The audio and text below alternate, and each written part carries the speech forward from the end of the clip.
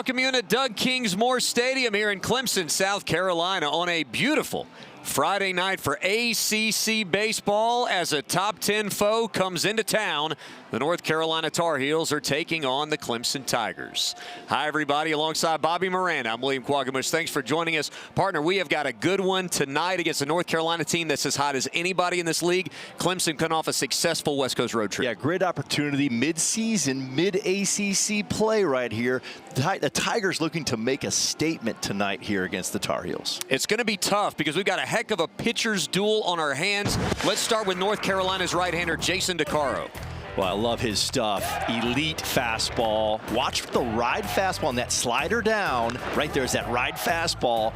It'll get on the hitters quickly, and then the opposite happens with that slider down in the strike zone. A good weapon for him. From a great slider to an elite changeup, Aiden Canuck going for the Tigers. And you think about the off-speed pitches from both of these elite arms. Friday night guys in the ACC. Here's a changeup that is electric with movement down. Tries to ride his fastball in to combat that changeup, but these are two of the top pitchers in the country tonight. Two pitching and defense teams want to ride that formula to victory tonight under beautiful cloudless skies in Clemson. As you see the numbers there, two guys that are very difficult to score on. The Tar Heels will get their first crack at Aiden Canuck. Here's a look at Jake Schaffner. He is a triples machine. He ties for the ACC lead in that particular stat, and it sets a great tone at the top of a deep lineup. Yeah, I saw Jake last May in Arkansas at the regional playing for North Dakota State and was very impressed with him. I was like, he's going to be either at an ACC school or an SEC school. This guy can really do it from the top of the lineup. 27 to 13 walks, hit batters combined to only 13 strikeouts. Are you kidding me? That is elite for a leadoff guy to get on base. And this guy is the man charged with getting him out. Aiden Canuck, the numbers there. The ERA a little bit lofty, but the strikeout numbers tell you there is legitimate put-away stuff in this right arm. Yeah, opponents hitting, in the low 200s. Elite stuff, up to 95, 4-pitch mix. But like we said in the open, the changeup is electric. That is a very difficult pitch from both sides, righty, lefty, it doesn't matter. This guy knows how to do it. He's a legitimate Friday night starter. Talked about his changeup in the open. He can pitch off of it. He's a 5-pitch guy. See what he does here to start. And that is a fastball at 90. We're underway at 6:04 tonight as Schaffner takes strike one. North Dakota State transfer, talked about him in the Summit League. This is a North Carolina team. This lineup peppered with transfers that have made instant impact. Yeah, and Schaffner loves to spray the ball line to line, backside, fouls off a lot of pitches, long at bats. Really works the count. Very impressive. From Janesville, Wisconsin. How about that? All the way to Chapel Hill, North Carolina. Canuck goes curveball there. Interesting to see that to a lefty. 1-2. Third baseman Fultz in foul ground. Has it. One gone. It's a good pitch right there, elevated up in the strike zone. You'll see that with backside guys that try to punch the ball like a tennis player to the backside. You elevate the ball a little bit, whether it's soft, hard, whatever. You get the ball in the air, and they're not going to hit the ball over the fence to the backside. You got a chance to get an out. This is Gavin Gallagher. 7 home runs for him on the season. The continuity for North Carolina. They're 28-5-1. They played 34 games, and 6 of their 9 starters have started every game. Schaffner has started all but one.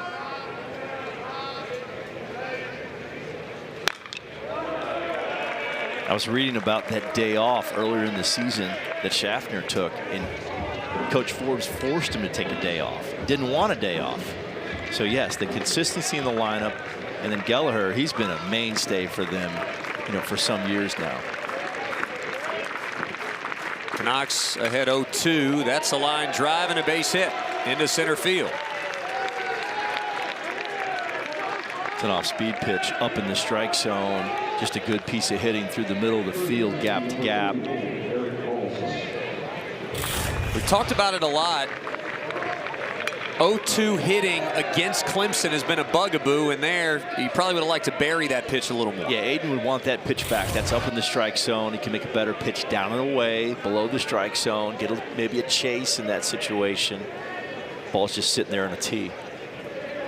Here's Eric Paulson. There's that changeup. Boy, that is nasty. 0-1. At 76 miles per hour. And he throws that pitch over 60% of the time for strikes. You know, over 60% in any pitch is elite. You look at a guy in the big leagues when they throw strikes at 62%. That's a high percentage of strikes in a game. And he throws that one pitch over 60% of the time for a strike.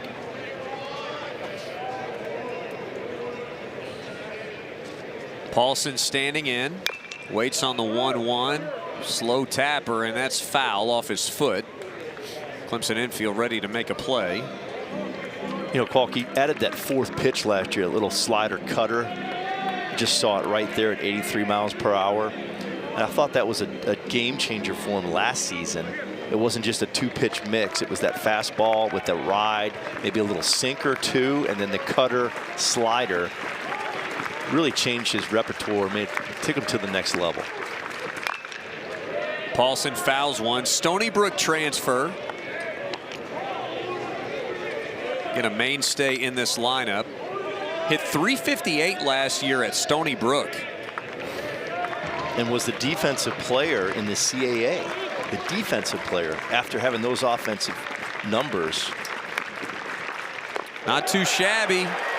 Couldn't time up the changeup. There's strikeout number 1 for Canuck. That's a really good one right there.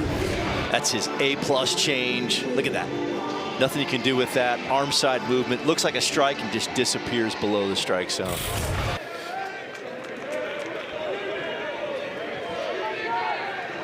First of what the folks here hope are many Ks to hang. Macon Winslow, catcher tonight, takes a strike. It's a nice pitch following a changeup. 92 on the inner half. Try to keep the hitters from UNC honest. Don't want them sitting on your changeup. Back to back in. Canuck, it's interesting. A lot of base runners. Not always a ton of damage done, but he's dealt with traffic all year long. Both these pitchers really have, and it'll be interesting to see if there's a contrast throughout the game today. There's a number right to the first baseman, and that's all. Canuck hangs a 0. Tigers turn to bat when we return.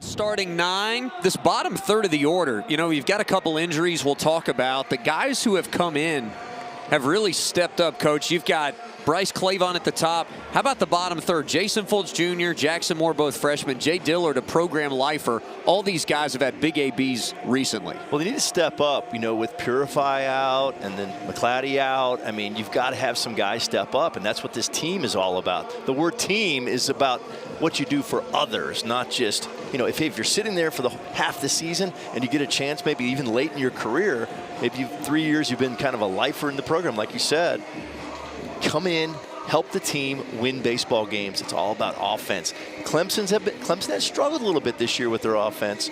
Can they take that offense to another level against an elite arm like DeCaro this weekend? Yeah, it's going to be tough because Jason DeCaro does have an interesting pitch mix. Simple to say, hard to solve, I would say, for DeCaro. Yeah, he has an elite arm, 93 to 95. Watch the ride fastball up in the strike zone. He combats that with his breaking ball, power breaking ball down. Here's the crazy thing, though, that is very, very interesting. That great of arm, only 36 strikeouts in 41 innings. So he has less strikeouts than innings pitched. Yet he's throwing 93 to 95 with elite stuff. So it's just an interesting thing for me. I think it's because it's more of a two-pitch mix, maybe. The third pitch is not something he uses as much. We'll see what happens tonight. Excited to see how he attacks Clemson. Here's Bryce Clavon.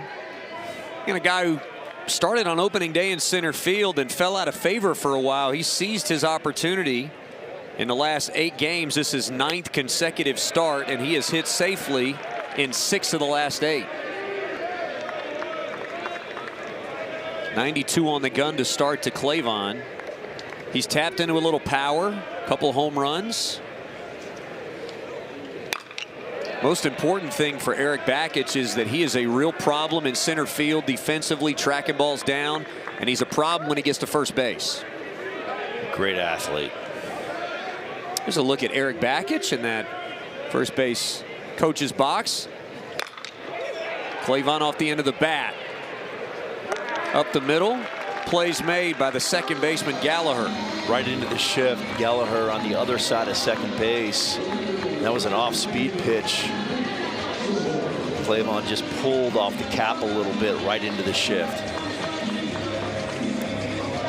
North Carolina, a sure fielding team, and we'll talk about the contrast here between these two. If there's one point of contrast that stands out, it's going to be fielding percentage for both of these teams. UNC leads the ACC in that category. There's a low strike called against Nate Savoy.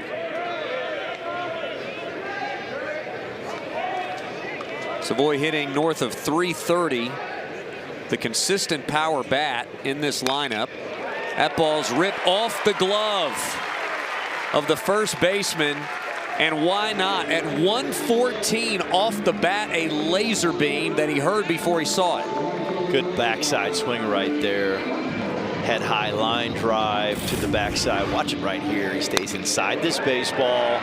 Just very, very simple, short swing approach to the backside. It's good hitting. And not much more Paulson could have done with that. Just like Canuck, DeCaro works around a one-out base runner. Jack Crichton, an interesting profile of a 3-hole hitter, but Eric Bakich loves his approach. He puts the ball in play in run-scoring situations. He likes to go center right. And he's earned his way up and up and up in the lineup. Savoy takes off in a foul, and that's something that we're looking at because North Carolina has controlled the run game every game this year. Only 16 stolen base attempts in 34 games against them, and none so far on DeCaro. Very interesting right there. I'm not sure if that was a hit and run or a straight steal, but some play action right off the bat. First base runner for the Tigers. Interesting candidate, too, because Savoy not otherwise known as a huge threat to run. There's that riding fastball, and Crichton's down on 3 pitches. Yeah, that's 93 up and in. We call that on the L. You draw an L on the body right there next to the body and down and away the letter L, and it's right there up and in. That's a beautiful pitch at 93 and 2,600 spin rate, which is a quality spin rate for a fastball. First strikeout for DeCaro. Now here's Luke Gaffney. Top of this lineup, 5 straight right-hand batters for Clemson. If there's one guy that's a functional lefty, it's Gaffney. He's got extreme reverse splits, hits righties very well.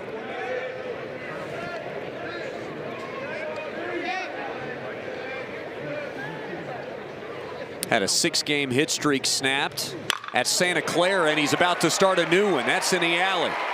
Savoy's out like a rocket. Howe is over to get it. The wave is on at third. Relay throw. We got a play at the plate, and he's out at the plate. Wow. 9-4-2 hose job from the wall in right center. What a relay right there by the Tar Heels. Incredible play. This ball smoked and a tag, and I think he got him right there.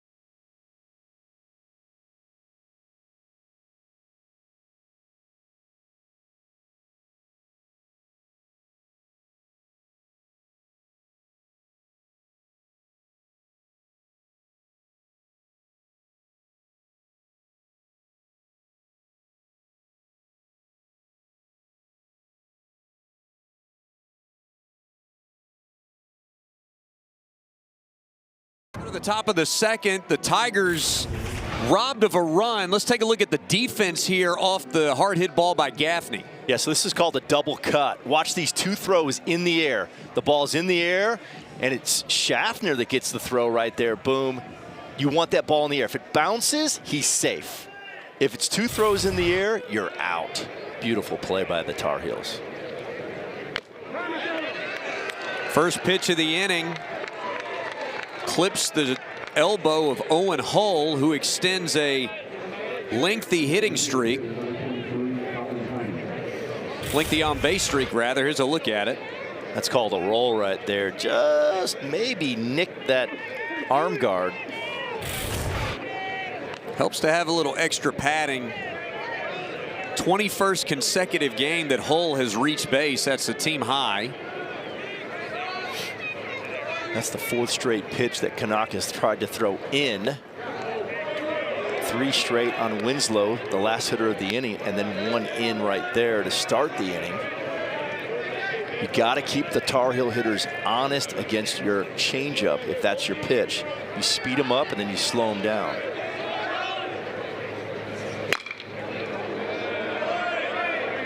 Rip foul, a little bit off the end of the bat. Colin Heineck, transfer from Georgia State, you saw there. Solid stat line across the board.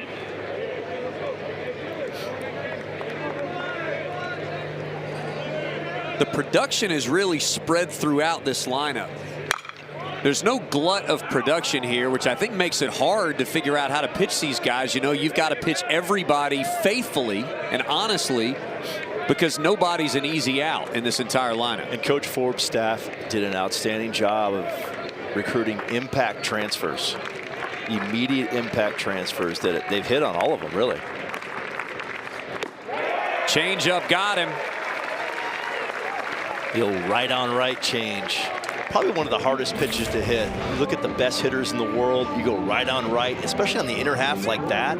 It looks fastball, you think you got to get the head out, and it just doesn't get there. It's got a parachute behind it. 2 strikeouts for Canuck.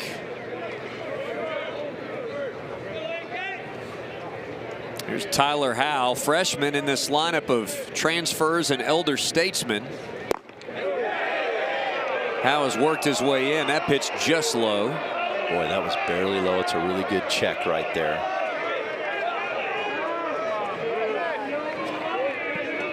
Howell from Huntersville, North Carolina. Charlotte boy. A couple of home runs. We saw the arm out in right center field. That'll play. Yeah.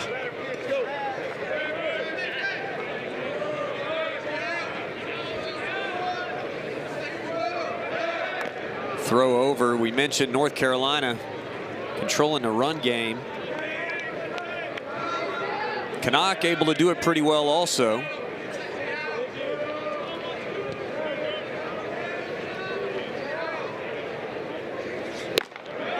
Fastball. Blew it by him, 94. That's good. Highest velo we've seen thus far. That's a good fastball, four-seam, middle of the plate up. Probably setting up this changeup, or could come in again. Looks like he's going away.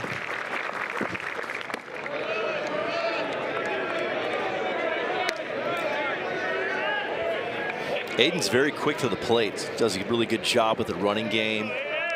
Holds the ball, throws over, varies his tempo.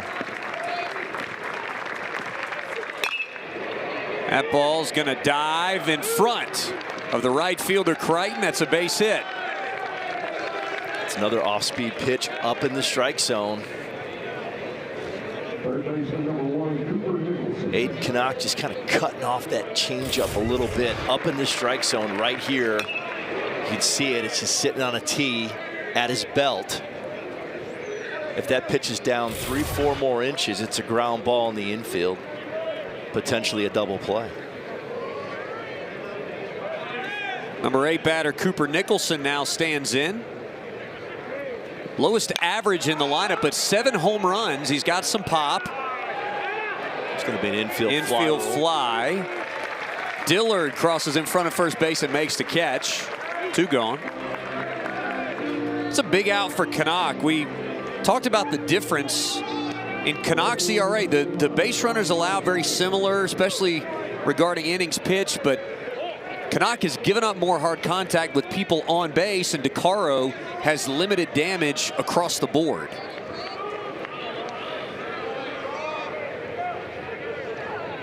Here's Rom Kellis, the 5th.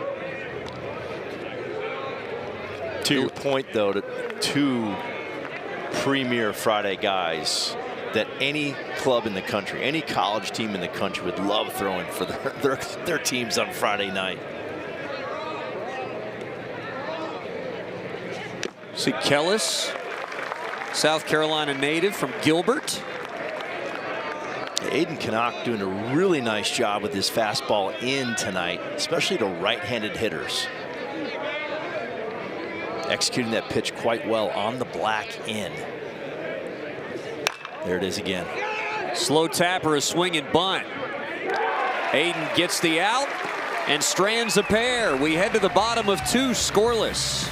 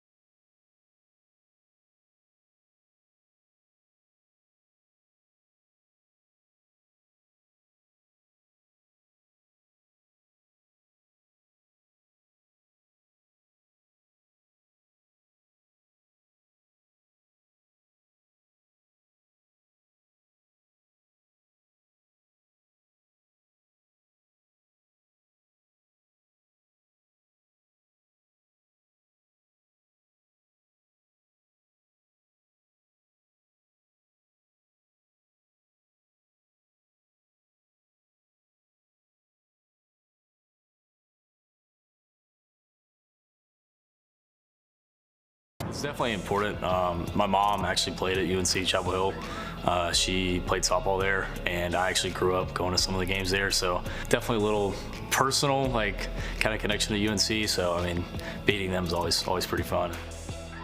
Here's a look at Melissa Gerald, mid-80s, played softball at North Carolina, also former head coach at UNC Wilmington.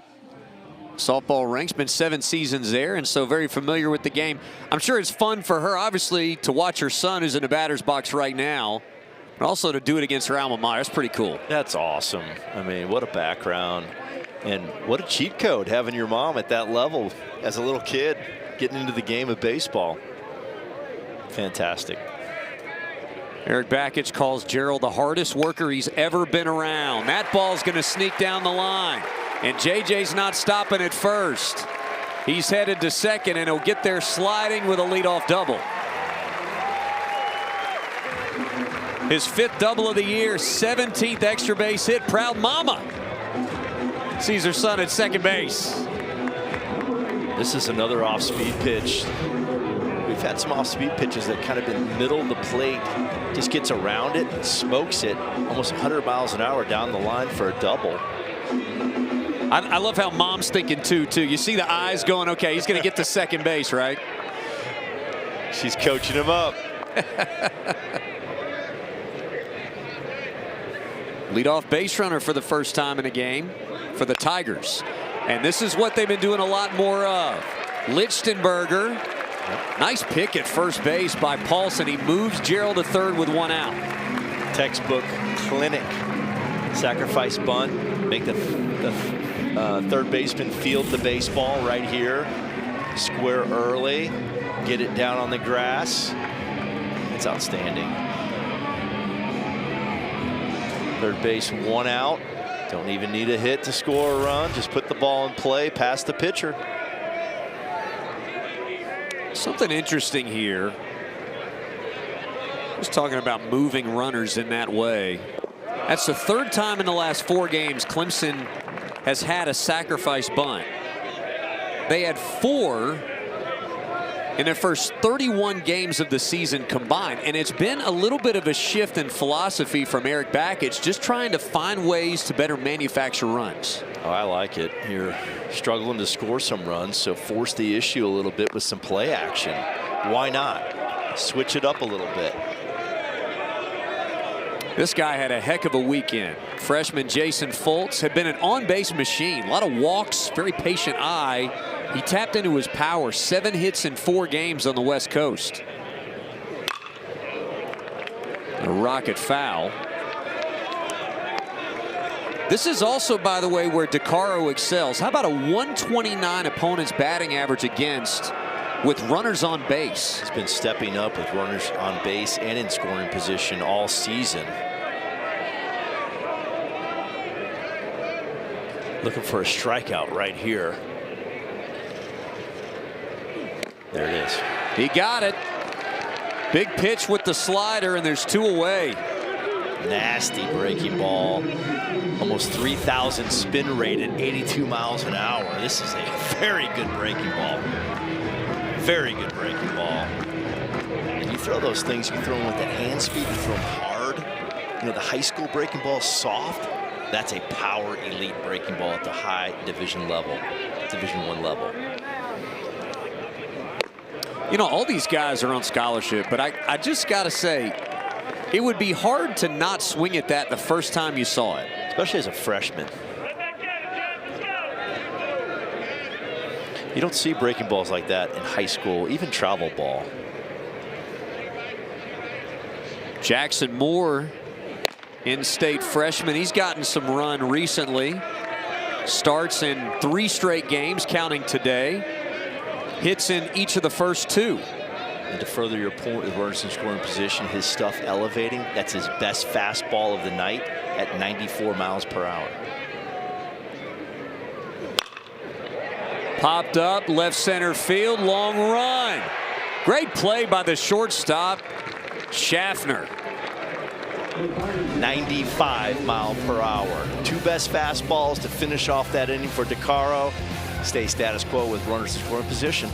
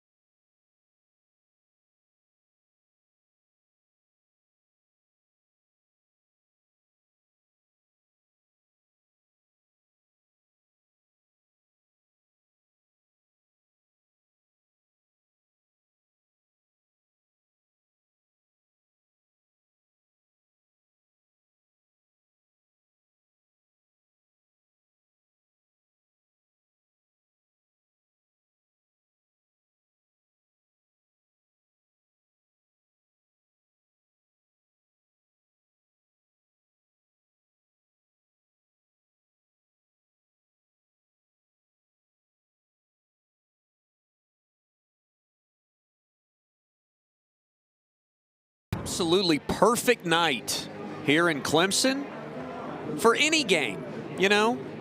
Why not bring a football to a baseball game when you got that type of grassy area to play in? Football, baseball, you could have the Masters going right now, playing some golf in this weather, whatever you want to do. Right. The patrons. Yes, you can get it done. At Doug Kingsmore Stadium, having a good time.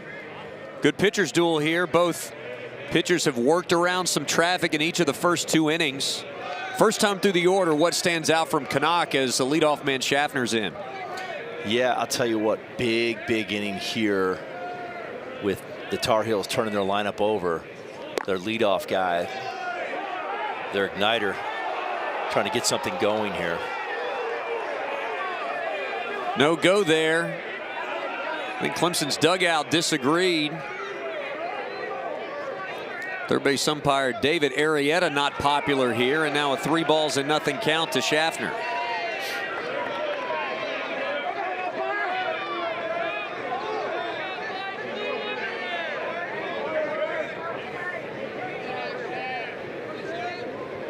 Schaffner, in a lead on base guy, 435. He popped out in foul ground his first time up. Really the secret for Canuck. Pitch economy has been a little bit of an issue. He threw 28 pitches the first time through, which is very good. Throwing strike one early has been a bit of a problem in and out for him, but that whole first time through, he was ahead. That's a 3-1 changeup right there to a leadoff hitter of the inning. That's impressive. Payoff. Ball 4 away, and that's a walk. First one of the game issued by Canuck. It's a fastball that missed out over the plate at 92. His #1 strike pitch is the changeup. Just feel like you want to throw that again right there. If you threw it on 3-1, just throw it on 3-2. He's probably going to throw it for a strike. Talked about Schaffner getting on base. Unbelievably good in that realm.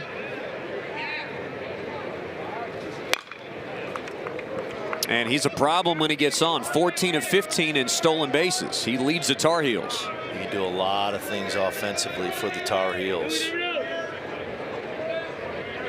That's his 18th walk of the season. He's now at 28 walks in HBPs to only 13 strikeouts. It's pretty good. That's a perfect leadoff man. Yes, it is. And he can hit. And he can play defense. Player of the Year defensively in his conference, the Summit Conference last year at North Dakota State.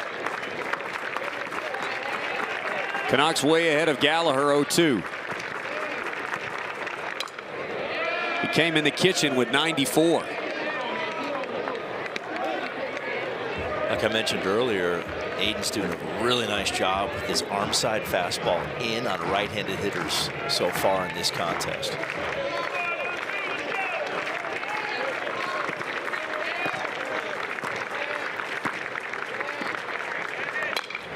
This ball's laced down the line. That's going to hook foul, though. That's a souvenir to the football crowd, I think, down there. Right. And that's exactly what he wanted to have happen there. That's the fastball in, followed up by a changeup in.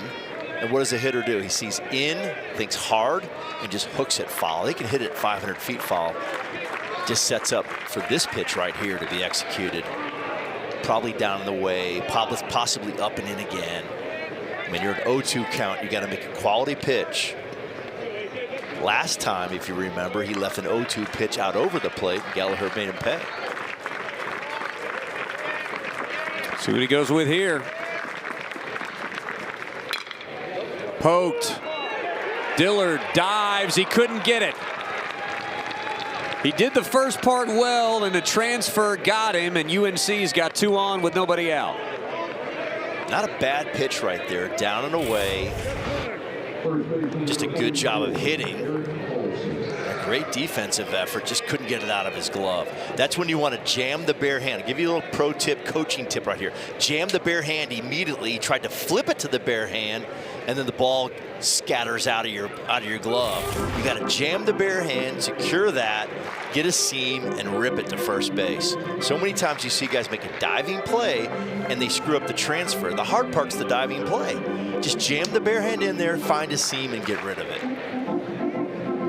Dillard, a sure-handed fielder. There's a look at Eric Bakich. That's a player-led meeting at the mound. Jacob Jarrell's a three-time captain.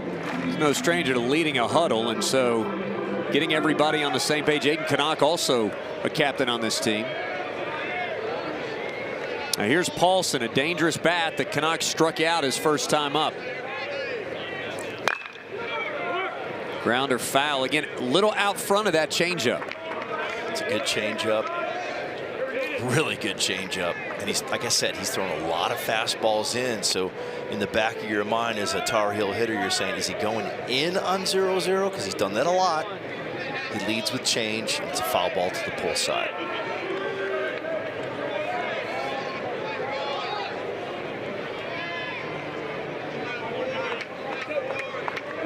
Paulson a .421 average this year with runners in scoring position, and there's a base hit to right. Are they going to test him? They will not. Because of the shift, had to wait and see if it got through, and so now North Carolina playing station to station with the bags full and nobody out. It's another off-speed pitch up in the strike zone, out over the plate. Walk, single, single, and now we'll have another huddle as Jimmy Bellinger's going to lead it. Here's a look at the swing by Paulson. You can see that pitch is up at his belt. Those are easy to hit when they're off speed and up at your belt. And this all led off by, I mean, it was a great play at second base. It just didn't transfer the ball to make the out, and now your base is loaded with nobody out. Instead of potentially like a man on second with one out. Totally different situation before that left-handed hitter hits.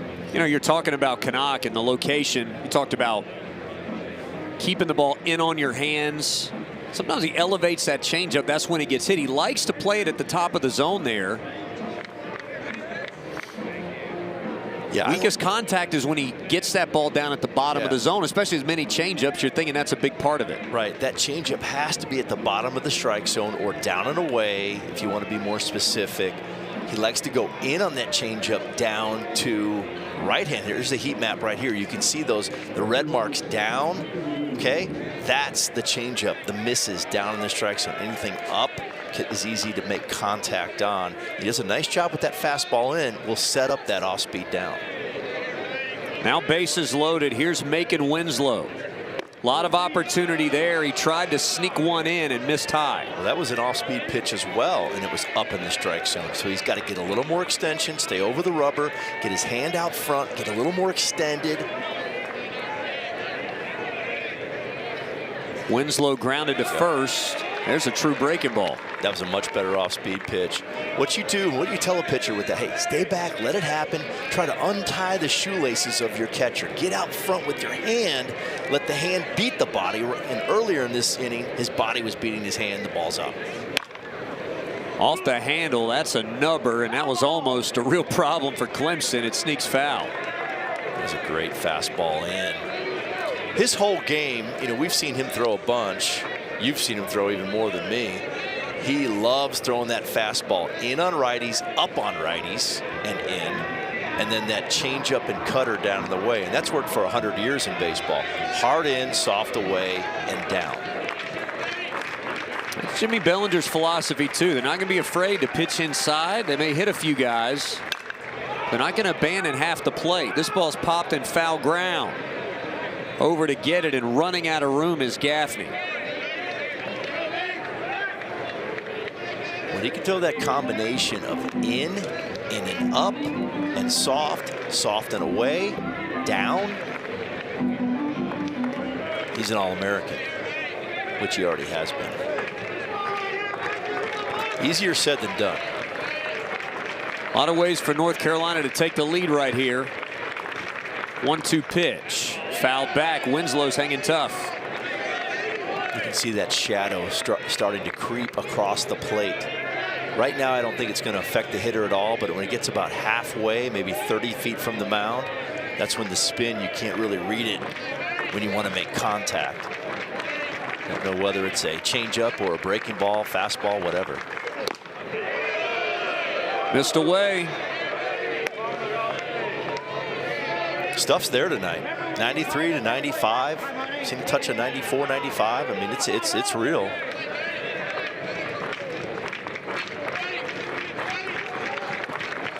Little shift on the infield for the right-hand hitting Winslow, and he fights another one off.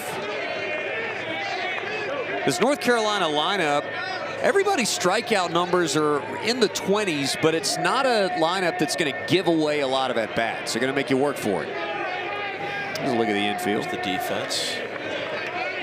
Shifted up the middle.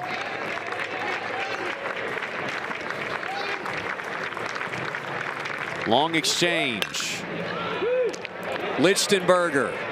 Tigers will give up the run if they can get a double play, and they do. That's an outstanding pick right there at shortstop by Lichtenberger. You're going to see it right here on the replay. He gets what's called a tweener hop. That's greater than 3 feet, kind of in that 3-4 foot range. Boom! Right there, you just kind of go to Vegas with your slot machine, pull the slot, hopefully your glove's there, and he had leather in the right spot. Boom. Ball's hit so hard at 103 miles per hour, you're going to turn double play if you do snag it with your leather. But boy, what a great play and a great double play right there. And much needed by Aiden Canuck to get out of that and minimize with one potentially here against the Tar Heels. It feels like everybody wins there. North Carolina gets the run in, but certainly the double play is, it's not quite a worst case scenario, but I know Scott Forbes would like to have less than 2 outs at this point. I think he'd want more than one for sure. But hey, he'll take it, the lead over nothing, right? That's right. Probably over a 0 for sure. 24th pitch of the inning for Canuck. That's a good one. That's a nice changeup right there. He got out front on that pitch. We call that finishing out in front of your left eye with extension. You want to finish out in front of your left eye if you're right-handed. They get your hand out front. Blows it by Hull. 3 strikeouts for Aiden Canuck. We're going to talk to Scott Forbes about his team's 1-0 lead when we return.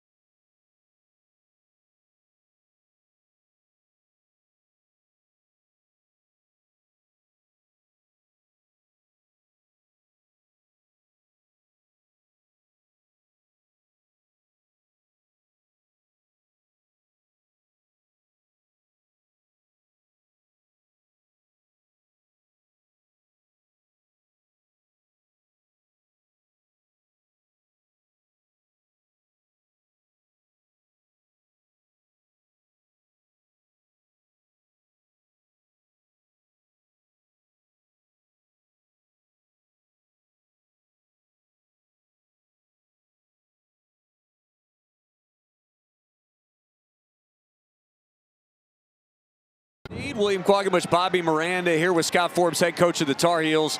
Coach, you get the 1-0 lead we were just talking about. Little give and take there. You get the run, maybe wanted a little bit more, bases loaded, nobody out. Yeah, I'm sorry about having my sunglasses on. I try to take them off for these things, but I can't see looking at you. Sun's dead in my face. Yeah, I mean, Macon really had a great at-bat. Fouled off some nasty heaters in. Got a good pitch to hit. Like you guys said, hit 103, and, you know, you got to practice what you preach. You want your guys to hit the ball hard and hit it right to them. They turn a double play, and, you know, one's better than none. That's how I'm going to look at it. Hey, Forbesy, what do you think of Jason's stuff so far in this game, his execution? Yeah, you know, I think he's got command. They're swinging the bats, too. What a great we're working on those double relays and tandems. Bobby, you know how big those are in a game, Huge. And that was great to see us execute that. So, love Jason DeCaro. You know, I've been so thankful that he's been a Tar Heel, and I'm going to be sad when he leaves this program. I can tell you that. It's amazing how his stuff went to another level with runners in scoring position. That was his best fastballs of the night by far, and his best slider. Yeah, no doubt. He's got that in him all the way back his freshman year. You know, we're playing Virginia and Omaha, and Didewick is up there in the first inning, I think, with the bases loaded, and he reaches back in a 3-2 count and throws it by him. So the kid ain't scared, that's for sure. Any adjustments second time through against Canucks? Seemed like you guys squared up a couple there in that inning. Well, you know, I mean, he's got that nasty changeup, so you got to be careful getting in between. So we just got to remind our guys, you got to trust yourself. If you happen to sit on a pitch every now and then, that's fine, but you can't do it to hold it back, because then you're going to miss that fastball right down the middle. Well, it looks like he's trying to go in on your right-handed hitters a lot to kind of combat that changeup, you guys sitting on it. Is that something you've looked at on the scouting report? Yeah, I mean, you know, I think he likes arm side better than he likes glove side. So that's another reason. Just stay on the fastball, trust yourself, and you know, you got to hope with this changeup he makes a mistake up and you can just stay through it, because if you swing at it when it's down, it's hard to make any contact with it.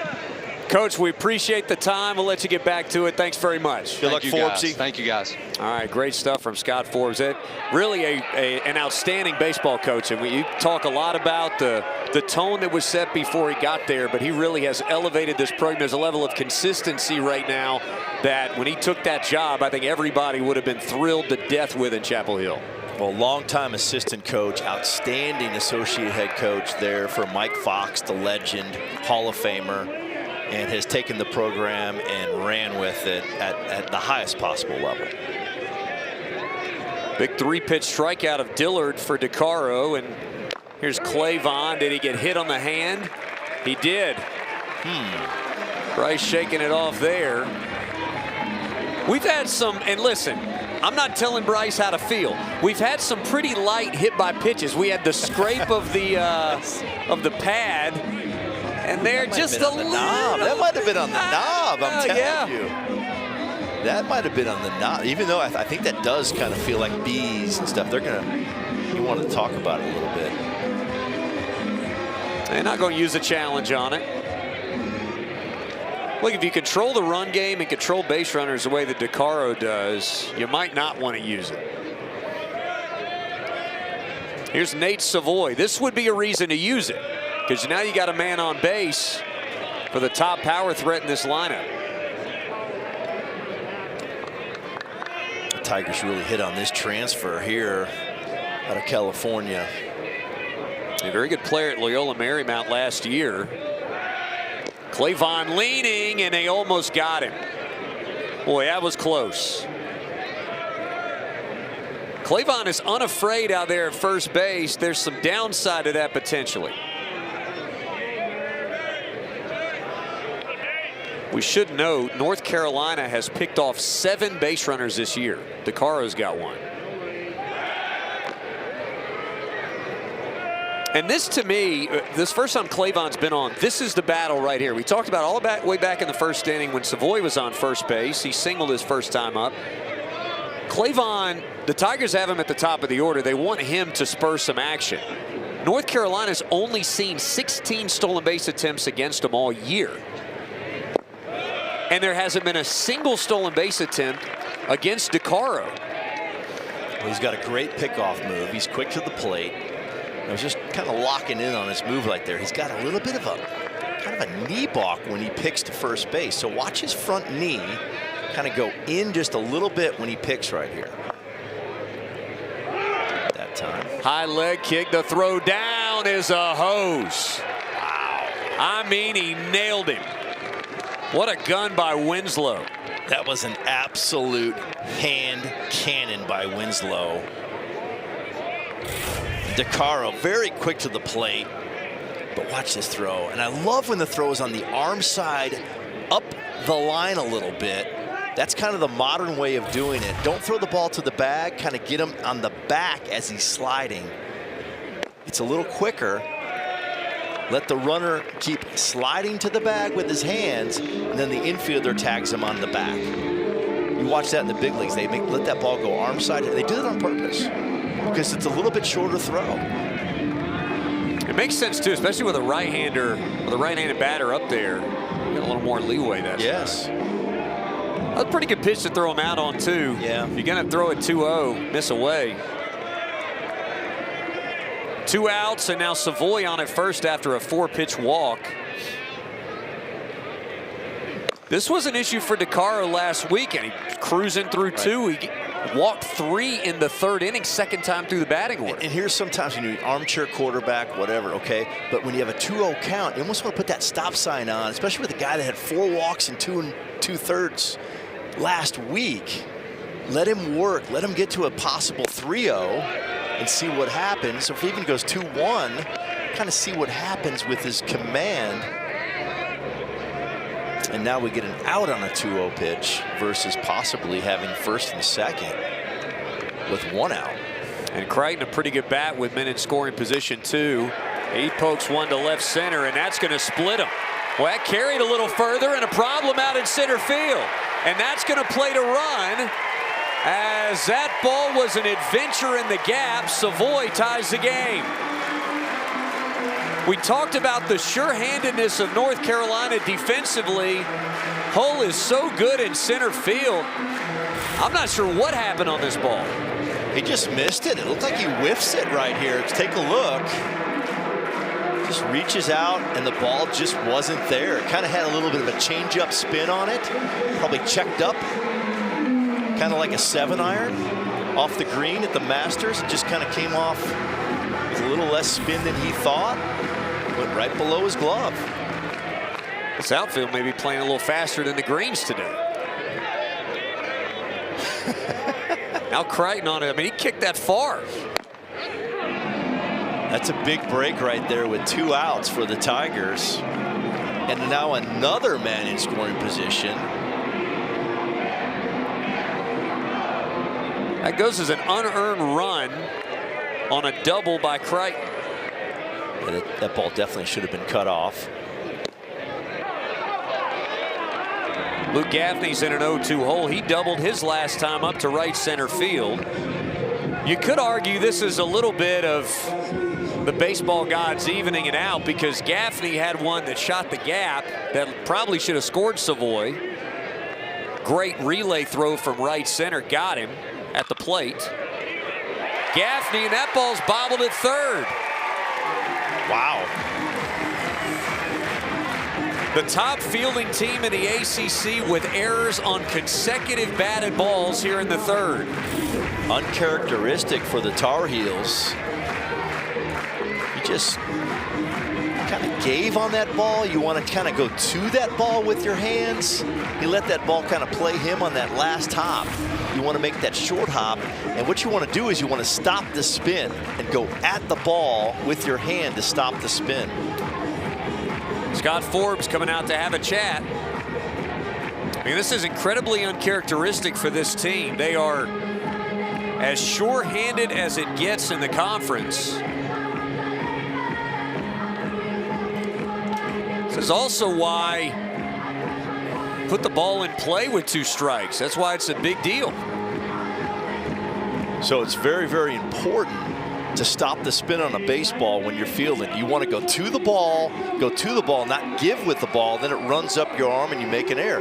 You want that short hop to be a little bitty hop, 6 inches or less. The more you do, the more you go to the ball, the more it stops the spin, it deadens the spin, and secures the baseball. If you watch a big league infielder take ground balls, okay, you'll hear a lot of pop with the leather. They don't give with the baseball like back in the day. Oh, let it give. No, they'll go to it to secure the baseball. That's sort of what you talked about with Lichtenberger on the ball. He didn't let it eat him up. He kind of, you talked about pulling the slot machine. Yeah, that was more of a gambling, like, hey, just, you know, it's hit 100 and something miles an hour and I've got to put my glove there and just guess where it is. This one was more of a technical problem at third base, where you got to go to the ball and stop the spin to secure the baseball. Pitch misses away.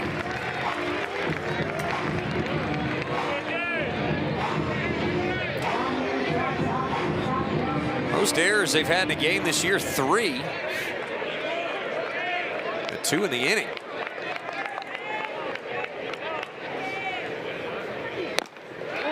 Snap throw back with men at the corners. That's an aggressive play. Gerald's got a 3-ball count on him here. He's already doubled today.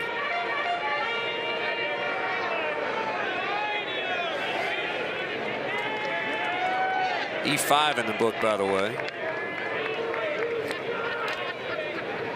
As you would imagine. Ball 4, and the bases are loaded for Clemson with 2 outs. That's a good stop right there, too, behind the plate.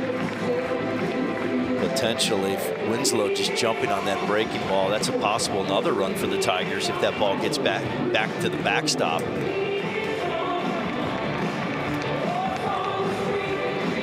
Boy, a quick 3-pitch strikeout of Jay Dillard. Since then, we've seen hit by pitch, walk, double, E5, walk. Second time through the order for Clemson. And here's Tyler Lichtenberger. Lichtenberger's numbers don't look like a ton. He's hitting .261, that's fine. But with runners in scoring position, the average jumps up 80 points to .341. And you'll see a lot of fastballs used by DeCaro here against left-handed hitters. There's his breaking ball. That first pitch was a fastball. He likes to elevate that fastball against lefties here in this situation. Look for that once he gets to 2 strikes.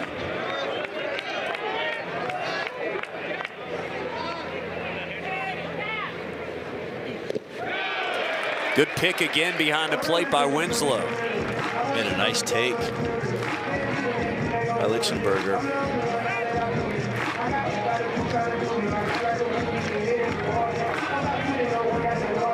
Two errors, the story here.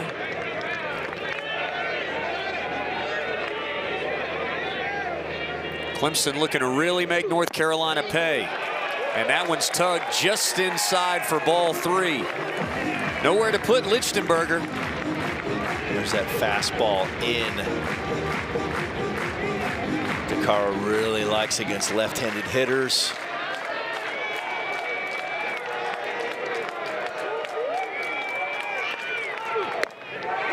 Strike called. There it was again. That one was a little elevated on the inner half. It's going to be interesting to see what they go with here. Basically a 2-pitch pitcher, fastball, breaking ball.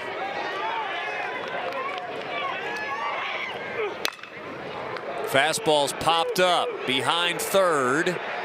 And what a play! Oh, Nicholson had the error at third, and he takes it right back. An amazing play. Football catch over the backside right here to end the inning for the Clemson Tigers. 1-1 game here in Clemson.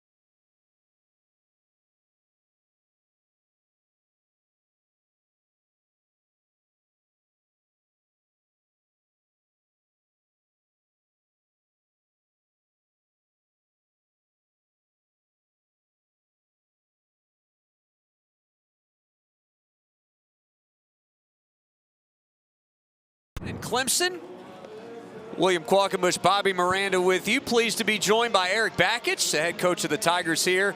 Gotta love a rebound run after you squander the one with the double play ball. You gotta like that, and then your team's response there. Yeah, I thought we could have had a couple there. You know, we got, well, yeah, tough with the stolen base out. We were fake stealing there. But whatever. Yeah, it was good swing by Crichton, and good to see us respond after minimizing with the bases loaded, no outs was a big deal. But we've left some runs on the table already today. EB, what's your view of Aiden's stuff tonight from the dugout? He's throwing a lot of strikes, so that's good to see. like that. He's doing a nice job in that regard. It's a good team. So we got to minimize the free passes with these guys and make them earn it. Looks like he's left a couple off-speed pitches up in the strike zone. Other than that, his fastball is electric tonight. I mean, throwing the fastball in, was that a game plan tonight? He's throwing the fastball in on righties really well tonight. Yeah, pitching in is important, but he can add and subtract with his fastball. So he can throw it at 90 and he can throw it at 94. So that's a key weapon for a guy who's got elite touch and feel with his pitches out there. But he did make a mistake with an 0-2 breaking ball. We were trying to put it in the dirt, and he just left it up. And good hitters do what they do. But he's looking sharp. He's doing a good job. That's a great fastball right there, down in the way for sure. Yeah. I know you're going to hand it off. I do want to ask you about the young players that stepped up for you out west. You lose McCladdy. You're still working Purify back. What can you say about the emergence of these young guys that have come into the lineup? Yeah, Jason Foltz, Jackson Moore, they've been thrust right in there, and they're doing a great job. They just need them to have positive plate appearances, and they're doing fine. They compete hard, they play hard. You just need them to have QABs, and so far we'll see how the game goes tonight. If they can contribute like they did out west, that would be fantastic. Aiden Canuck, a 1-2 count. His first ball he's thrown this inning. What'd you learn about your team out west? Anything new? Did you guys battle through? There's a strikeout. That's nice to see. Yeah. No, you guys need to talk to the man from Seneca before this inning's over. Oh, come on. Bobby McGovern, Jacob McGovern had hurt this year, but still a great guy to talk to. On here you go, Gov. Take. He didn't want to talk about the West Coast. Hey, Jacob, William Quaggamush, Bobby Miranda, thanks for joining us, man. Really appreciate your time. I know it's been tough not being out there, but what can you say watching these guys battle for the first three tonight? Oh, it's awesome to be out here back with the guys, just, watch them battle. We had a little rough stretch in the past, but everyone's mind is right. So to be back out here with them, it's been awesome so far. The fight they've shown. I expect it for another 6 innings. I think we're going to come out of here with the W tonight. So Jacob, tell me about Seven right there next to you. I mean, I see him over there on your right-hand side. You like having him in the dugout every night? Yeah. You guys are home? Yeah, he's been awesome. I've been fortunate enough to be a part of it for 3 years now, and to have him for the 7 with 7s, our meetings before the games. It's a lot of wisdom coming from him. So, I mean, he's a Hall of Famer, and you're there in his presence, one of the greatest of all time in college baseball, not only Clemson, but in the entire college baseball realm there. So looking for some good things out of you guys this weekend here against the Tar Heels. Great opportunity against the number 6 team in the country. Yes, sir. Yes, it is. It's just, it's another game to us. Whoever comes on, it's our home field. So we expect to, have success whoever comes here. Hey, man, elbow injuries are hard, man. Arm stuff is hard for pitchers. What's it been like mentally, physically dealing with that and going through a very different season than what you've had to deal with in the past? It's been a lot of new experiences, but it's part of the game, and there's a great staff behind me, and all the guys here, they're behind me every step of the way. So it's had its tough spots, but it's as expected. But we're moving through it, and everything's coming along really nicely so far. I was going to ask you, how's your rehab going? Are you on schedule, ahead of schedule? Where are you there? I believe we're a little ahead of schedule right now. It's everything's going really smoothly, and just as we move forwards, I'll know a little better, but right now everything's ahead of schedule. The pride of Oconee County. Jacob, thank you very much. We appreciate it. Best of luck moving forward for you. Jacob, awesome. Good luck. Thank you. All right, that's Jacob McGovern, and we will fade out here as we get to what is a very special part of the game day experience here in Clemson. Aiden Canuck with some attaboys and his teammates going up into the stands to greet the veterans in attendance. We'll step aside and take a listen to the top of the 4th. This time we request that any current and former members of our armed forces please stand if able to be recognized. Please remain standing while the Clemson baseball team makes their way through the stands to show their appreciation.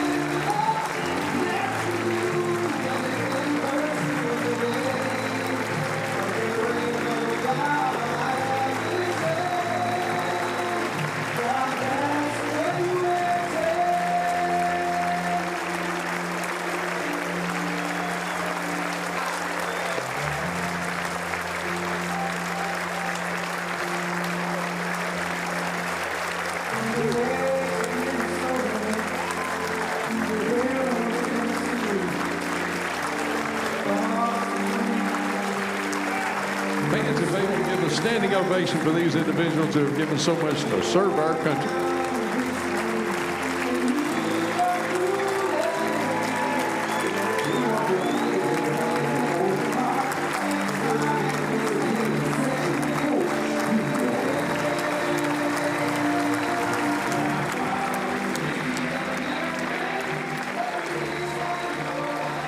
Beautiful moment here at Clemson as we get ready to play the bottom of the 4th inning. The veterans will stand and be recognized. You saw the players sweeping the stadium. They've sent some players to the outfield and to the Cajun Cafe and everywhere. And then the entire stadium stands. It's a very cool moment here in Clemson every single game. And it's also been cool to see visiting teams figure out ways to honor veterans with tips of the cap and applauding and things of that nature. Very cool stuff. It's awesome. Absolutely awesome. What a unique experience. And, you know, really special moment every game here at Clemson. It's better when it's full. And tonight, very good crowd on hand. And, you know, you can see the impact. Look, if there's nobody here, you know, and when it's 40 degrees and drizzle, there's still veterans, but you see the sheer impact of the military heritage of Clemson and the military influence on this area. There's so many retired military people here that are just trying to come to a baseball game, and you can see the gravity of that when you see the number of folks that are standing when the song starts playing. Oh, we thank everyone for their service and our freedom in this country. Yes. 4-pitch walk to Jason Foltz Jr. That really is the thing that he's done best in his freshman campaign, is not give the pitchers any breathing room. He's on for the first time today. Well, I think the walks have been an issue for DeCaro, and you know, if I'm a Clemson hitter, I'm sitting there thinking, I need to be a little more patient, try to take advantage of some of his situation with the walk pass that he's had recently and get some base runners via the walk. The one unearned run, 4 hits, 3 walks allowed by DeCaro. That's a big cut by Jackson Moore. And he really struggled with command in the 3rd inning against Boston College last week. Game that North Carolina would win 5-2. But he was pulled after a really rough 3-batter stretch.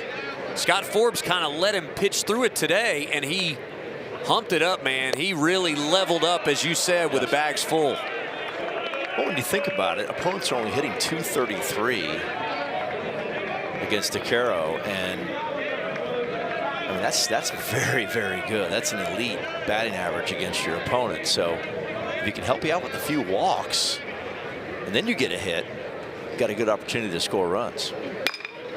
Jackson Moore puts the ball in play to 3rd. Second, quick turn and a double play. Well, that's a mighty fine turn by the infield of the Tar Heels. Wow, Gallagher really put his foot down and turned that quickly. It all starts with the feed right here, but watch the right foot of the Tar Heels second baseman Gallagher right here. Right foot down, and that ball's out quickly. Good feed. Right foot on the ground, and that ball was turned immediately. And that's why they are the top defensive team in the league. Now, this game they've had 2 errors, but that's more like it for the Tar Heels, the number 6 team in the country. Jay Dillard, a big rip foul that's straight back. He struck out on 3 pitches to lead off the 3rd. And then 5 straight batters reached. You could tell the frustration, by the way. We didn't talk about it last half inning, but Eric Backage talking about the caught stealing there. It was supposed to be a fake steal. Right. And that's what I talked about, right? When you have a 2-0 count, usually you don't want to steal there with a guy that has shown that he's going to walk a few here and there. You want to possibly make him work instead of giving him a free out on the bases. I think it's kind of hilarious and very baseball that we talked to both coaches after they scored, and they were both like, yeah, it kind of sucks. Yeah, right. They weren't into it. Neither coach was happy about the run they scored. Coaches are only into big innings. 3 runs or more, big innings. Single runs, whatever. You know, it's no big deal. But yeah, 3 runs or more is what they're looking for per inning. Good take hard by to do. Dillard. No doubt. And very hard to do without a walk, an error, stolen. You know, something has to happen where they gift you some of that, you know? Well, and to your point, I mean, North Carolina's got bases loaded, nobody out. You're thinking you're going to get 2 runs out of it, 2 balls in play. You get 2 runs. Yes. For Clemson, you load the bases, but more than that, I mean, there were 2 outs when they load the bases, but you get a guy thrown out on the bases. You feel like there should have been more action there. You should have let the pitcher help you more, to your point. Definitely. Well, with the 2-0 count, you're going to get what pitch? Most likely from a fastball pitcher. A fastball, right? So that's going to be an easier pitch to throw you out on. So with a 2-0 count, you don't see a lot of guys try to steal. Vaquero faces the minimum in the 4th. We go to the 5th.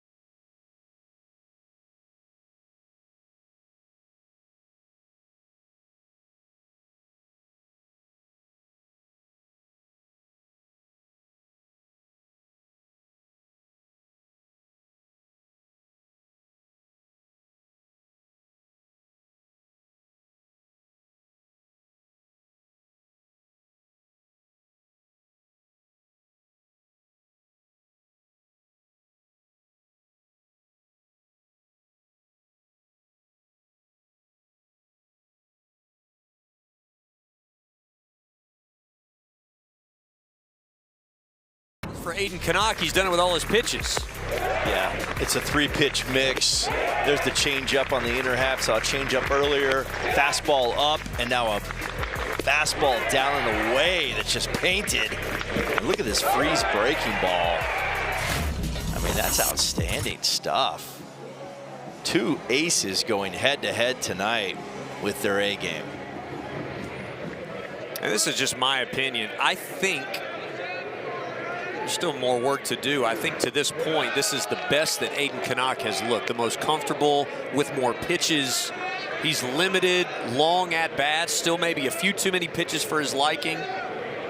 But he's sitting in a good spot here in a 1-1 game as we enter the 5th. Really, the only hits that the Tar Heels have gotten off Aiden tonight are just off-speed pitches up in the strike zone.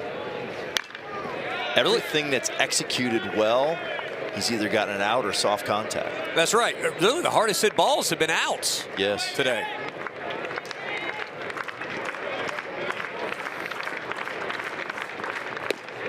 Strike 3 called, that running fastball. 6 Ks for Canuck.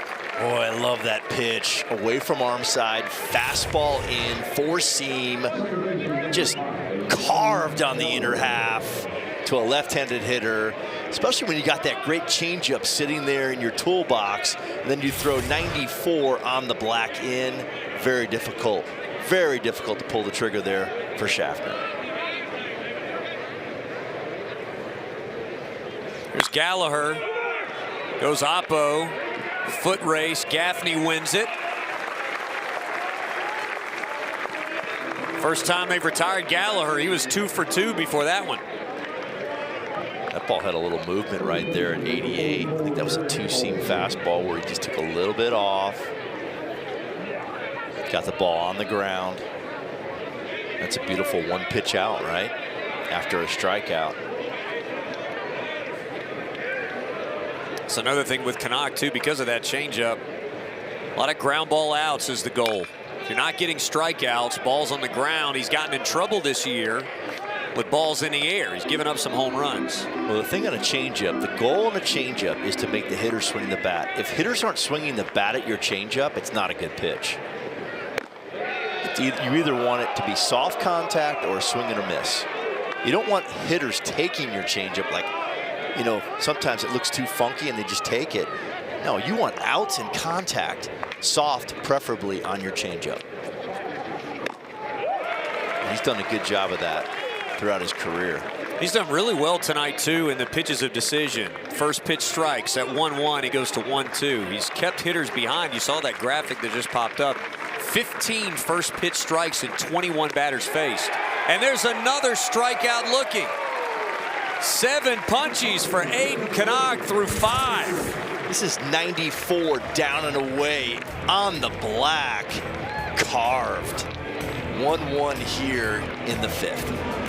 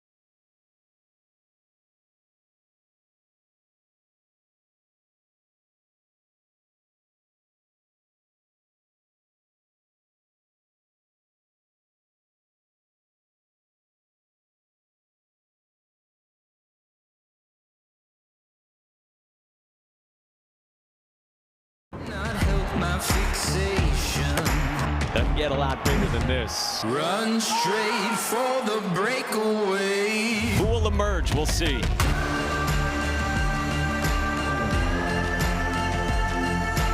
"39 days. It'll be here before you know it. These teams, the last 5 years, have been prominently featured in those championship spots. In fact, both these teams were in the championship game a year ago. North Carolina got the best of the Tigers in that one. 3 of the last 4 ACC titles, and there you go, big 16 on the outfield wall. The Tigers no stranger to an ACC title. Awesome tournament. And I'm glad that they're back to the non-pool situation where they're just playing the tournament format now. Well, all the fans are too. Yeah, I like Let me tell you. I was talking to Seven about that, Coach Leggett for years, and Coach Hall, and they were both like, why are we doing this? Why are we doing this? And now they're both retired and they're not doing it, so it's good. You win, you're in. You lose, you're out. That's the way it should be in a tournament. Clavon spits on 2 off-speed pitches in the dirt from DeCaro. 64 pitches, 60 on the dot through the first 4 innings for him. Pretty efficient. Big offensive inning right here for the Tigers. Top of the order. How about a little seeing eye to the right side, and the throw gets away. Clavon's going to go to second. The relay's hung up. He's hung up between first and second, and he's out. A moment of indecision may have cost him there around first base. Yeah, you just got to take what you get there. You've got a tight situation here at Clemson. Obviously, a well-coached team. You can see the catcher Winslow backing this up. And that's just a He wants to go back and make that decision again. He needs to be like, I'll take my single, stay at first base. You can see Griffin Mazer telling him to take second there. Clavon took kind of a wide turn and then stuttered. I'm not sure he would have made it anyway, but he certainly was caught between there. Yeah. Yeah, the indecision for sure. And then, you know, obviously, you know, like I said earlier, the Tar Heels are well coached. They're going to be backing that play up instead of spectating. There's always a job to do. You want to go after the ball, the bag, and then the backup, the 3B fundamental there. Learned that one from Coach Leggett on Team USA. That one. Yeah, we were coaching Team USA. The 3 Bs, ball, bag, backup. And Clemson did a clinic on that right there, right? The infielder went after the ball. He tried to throw it to the bag. The catcher was backing up. It happens on every play. There's always something for you to do on defense instead of being a spectator. I like that. And if you're not where you're supposed to be there, things don't go well. This ball's driven to center. Hammer. And that's not going to stay in the yard. That's way up the batter's eye for Nate Savoy. That ball was hammered out of here. That was a 2-iron into the camera well in center field.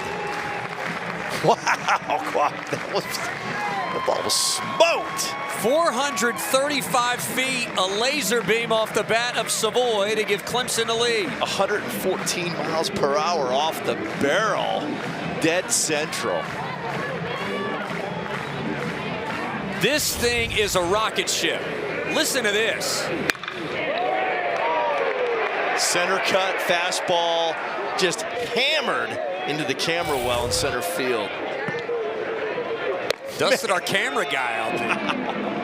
He picked up the ball. I mean, that was crushed. You know, when it was thrown, I thought that's going to get in on his hands a little bit. No. That ball just defied gravity. Like I said, a 2-iron to center field. Maybe a 1-iron. 1 iron. All right, Bobby Jones. It is the Masters week. It is Masters week. Common theme. Jack Crichton's got an extra base hit on his resume. How about 11 homers for Savoy and now 39 RBIs? Well, that's a big home run right there and a big lead change for the Clemson Tigers. We were talking about it during the break. They've got real dudes, the Tar Heels, coming into this game. As soon as DeCaro gets out of this game, you want to lead before you have to face those real arms. Glober and McDuffie. Those guys are proven over the season, and the McDuffie last year as a freshman to be real guys. Jack Crichton sneaks one down the line. Easily into second base. Second straight double for Crichton.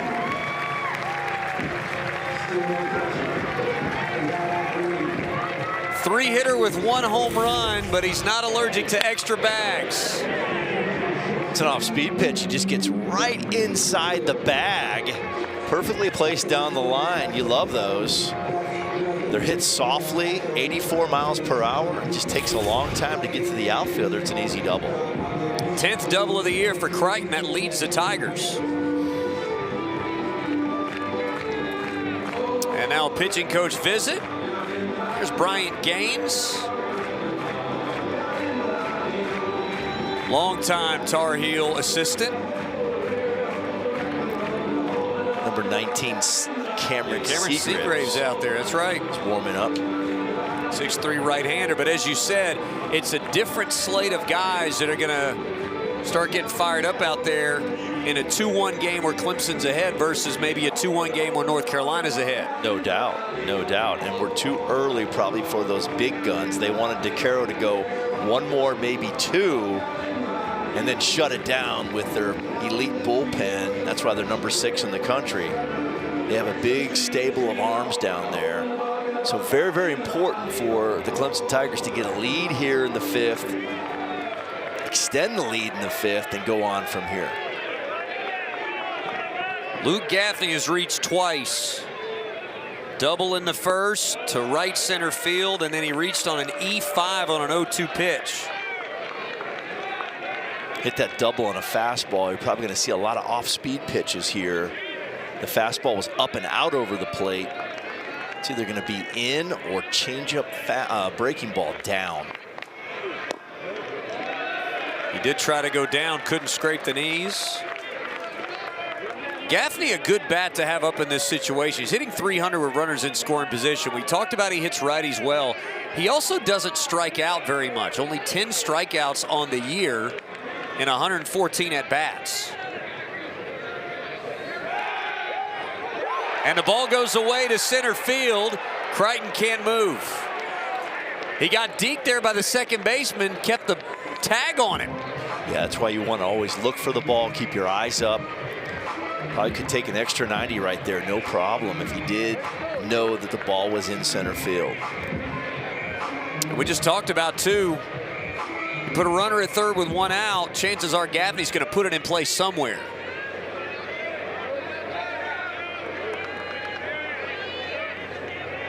DeCaro's 2-0.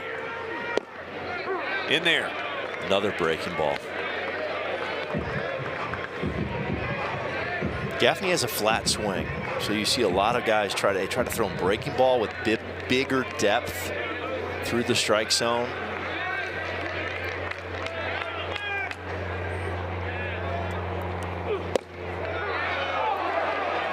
Where Gaffney didn't love that, you could tell. That was a 93-mile-per-hour fastball down and away.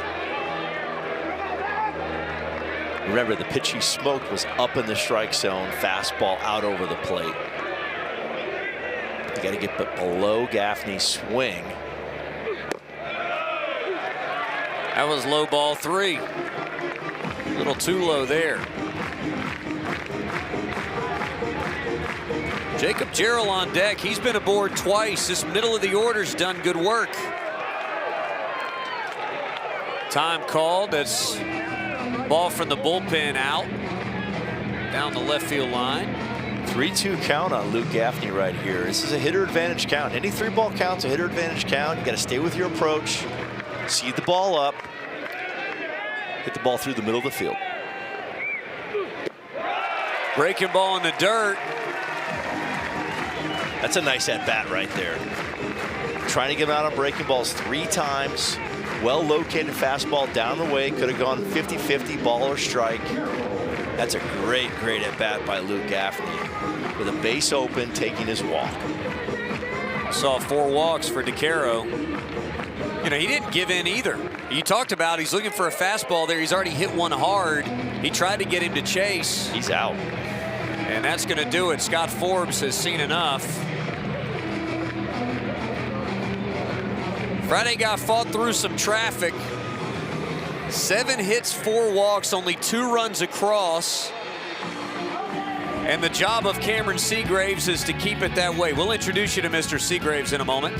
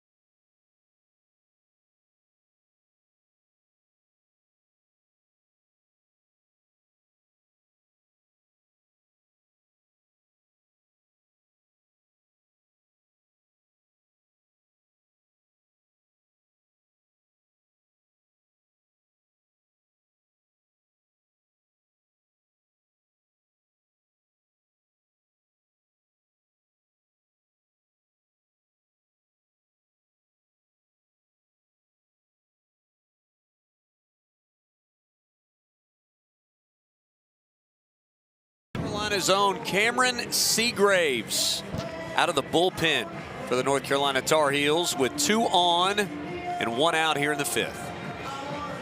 Really good arm right here, Quag. 91 to 94. The issue has been walks. 12 Ks, 10 walks in 10 innings. If throws strikes, the stuff is outstanding. Fastball, slider, curveball, and change, 4-pitch mix. So Coach Forbes looking for strikes over the plate with his really good stuff. Kind of be a bridge guy to get to his elite end of the game guys we talked about earlier. In here, it's a little bit of a tough spot here. Tigers have had a good third time through the order, and actually fifth inning very different for both teams. We talked about very little separates these two arms. Connacht goes 1, 2, 3 in the top of the fifth, third time through the order there. And 4 straight have reached the only out of the inning so far off of the potential error. You see the numbers there for DeCaro. They're able to get Clavon in a rundown. Ends up just being an infield single.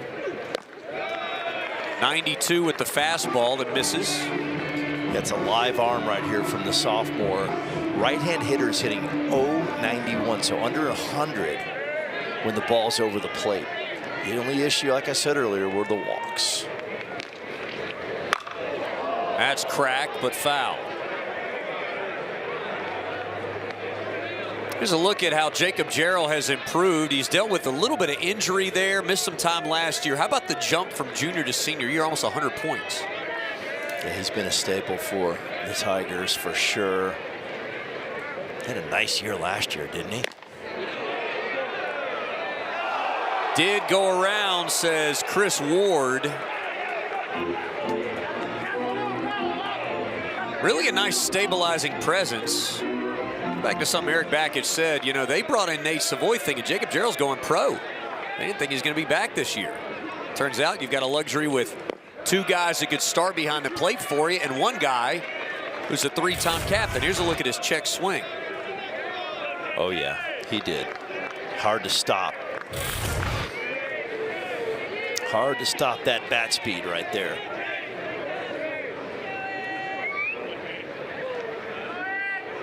Big leads off first and second. Jarrell hangs. 94-mile-per-hour fastball is a live arm from Seagraves right here.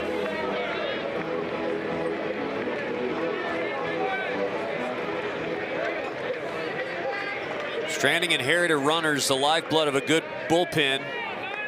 North Carolina does it very well. Soft toss.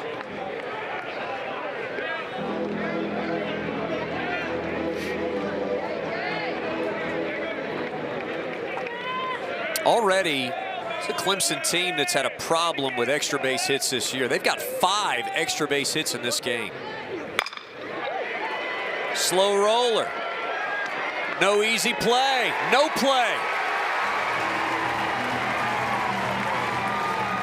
Boy, Schaffner wanted Nicholson to go to the bag there, and when he hesitated, he had no chance to get Jarrell. Yeah, Schaffner wanted the lead runner and really had no opportunity to throw the ball to the bag at third. And by that time, he's safe at first. Check it out right here. It's a nice play. Get into this ball. Looking to go right to third, which is probably the play. If he goes to first immediately, he definitely has a shot. But obviously, it's an easier out at third base. And that's what he had in his mind. Your base is loaded with 1 out. A great opportunity here for the Clemson Tigers. That's a junior third baseman in Nicholson. That's a tough play. It's tough, but you got to get back as soon as possible. Communicate with your mouth a little bit. Big crowd, hard to hear. And now a 2-0 count to Lichtenberger. Talked about his value as a situational hitter. He was a victim of a fine basket catch. Used to call it football style. I'd call it Willie Mays light over there in the third base bullpen. Absolutely. This is an interesting matchup right here. As Lichtenberger's hitting .207 against right-handed pitchers. Seagraves versus right-handed or left-handed hitters, .167. Still really good stuff to both hitters, left and right. Got to find the plate quickly here with the bases loaded. And he does. Strike one to Lichtenberger. Still plenty to do for Seagraves on the right of your screen.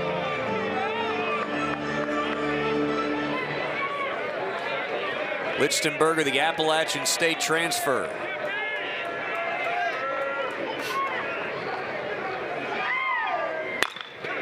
And slapped through. Late stop sign at third. It'll be station to station as Clemson doubles the lead on an RBI knock from Lichtenberger. There's the 3 spot, the big inning that Eric Bakich is looking for. Some mistakes on defense, uncharacteristic by the Tar Heels, have opened the gates, the floodgates for the Clemson Tigers. Just a nice job of getting on top of the ball. The ball's away and up, and just kind of serving it to left field. Not trying to do too much. Now Jason Fultz Jr. Heavy ground ball guy, and that was by him. My apologies. It's a 2 spot so far in this inning. Looking for a 3 spot. That's right. Crooked number regardless. Crooked number. You did say 3, and now Eric Bagg is going to call time. Yeah, we're at 3. That's right. And this is something, again, we talked about this about 2 or 3 weeks ago. Eric Bakich had a press conference after a loss. I believe it was one of the losses to Miami. And he basically said, we're not taking anything off the table. We're playing different guys. We're doing this. He did a local radio interview here where he said, you know, we're going to start doing some different things because we've got to get going offensively. And they've been a little more careful. A lot of first to third advance, taking extra bases, sacrificing. We talked about being a little more aggressive in the run game. Using offensive timeouts has been a staple of that too, just to make sure everybody's on the same page. I love that in college baseball. Let them do it in the big leagues a little bit more. There's no confusion. This is our approach. This is what we want to do in this situation. Hey, back on line drive. All right, there's only 1 out. Let's remind everybody of that. Stay out of the double play. I love it. I love it.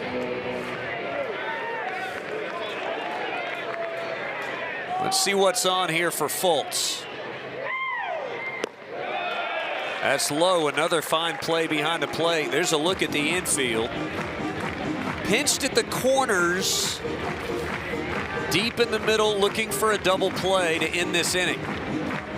He's had 2 ground balls. They're just seeing eye ground balls. One should have been an out at third or first.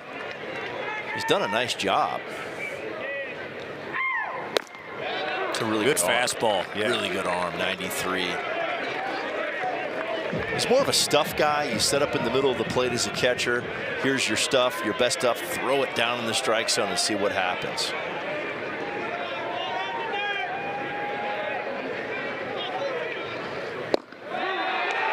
Strike 3 called. Bottom of the zone. That's a big pitch for Seagraves. That's a really good pitch in the bottom of the strike zone. Nice job by Winslow bringing that up, giving the umpire a good look at it. It might have been just a smidge down, but he did a great job receiving that pitch. This is one of those pitches, if you had the ABS in college baseball, you'd want to take a look at and see what happens. Here's Jackson Moore. Strike across the outside black. A lot of fastballs by Seagraves. Moore has hit the ball to the opposite field twice. Pop out to shallow left. And a 5-4-3 double play, and that was almost disaster there. That ball came out weird. It was either a split, change, something like that, 86. A lot of movement. Didn't look very comfortable throwing that pitch. The fastball is his pitch for sure. You're going to see it right here.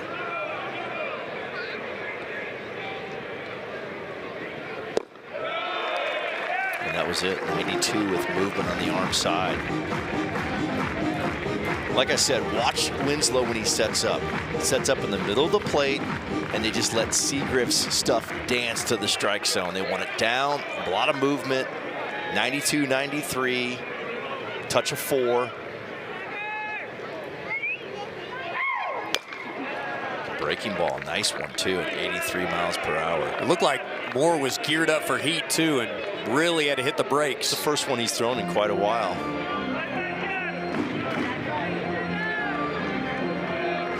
Freshman Jackson Moore has had limited action, but he's been a mainstay the last week or so in the lineup.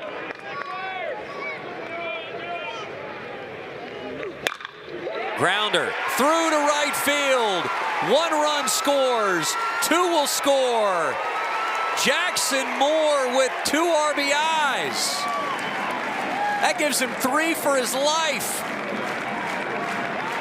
There's your 4 spot. There's your 4 spot. Jackson Moore getting the head out on a 93-mile-an-hour fastball.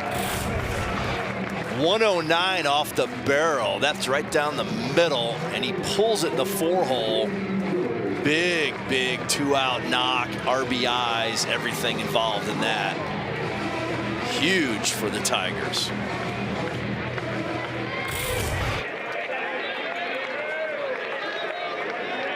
Lichtenberger ends up first to third, so men at the corners now for Dillard in the 9 spot. He gave one a ride to center his last time up, 0 for 2. He's the 9th man to bat in the inning.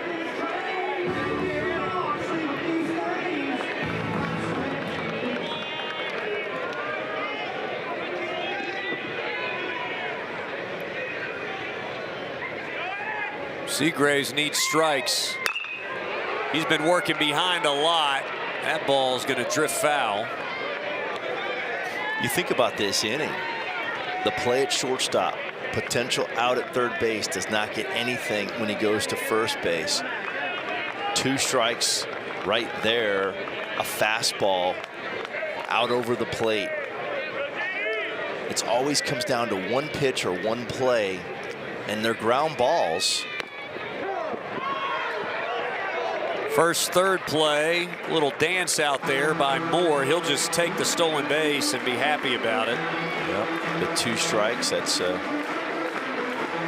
good call right there by Eric Bakich, getting another runner in scoring position. Why not? That was a pull-up play. They were hoping for a throw through and then steal another run. The Tar Heels wanted no part of that.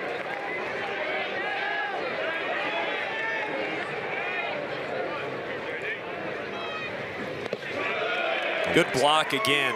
Winslow's done a nice job on the breaking ball into the left-handed hitter's batter's box, jumping on those and not getting them to the backstop, to the wall with the men in scoring position.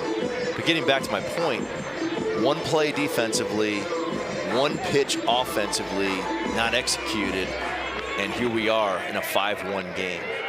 And they're all ground balls, just ground balls. Double ground ball, 4-hole ground ball, 6-hole ground ball. Just put the ball in play, make contact, men in scoring position, and good things happen. Well, those are the margins. You're talking about just the tiniest of margins. Absolutely. That's why it's hard to win in this league.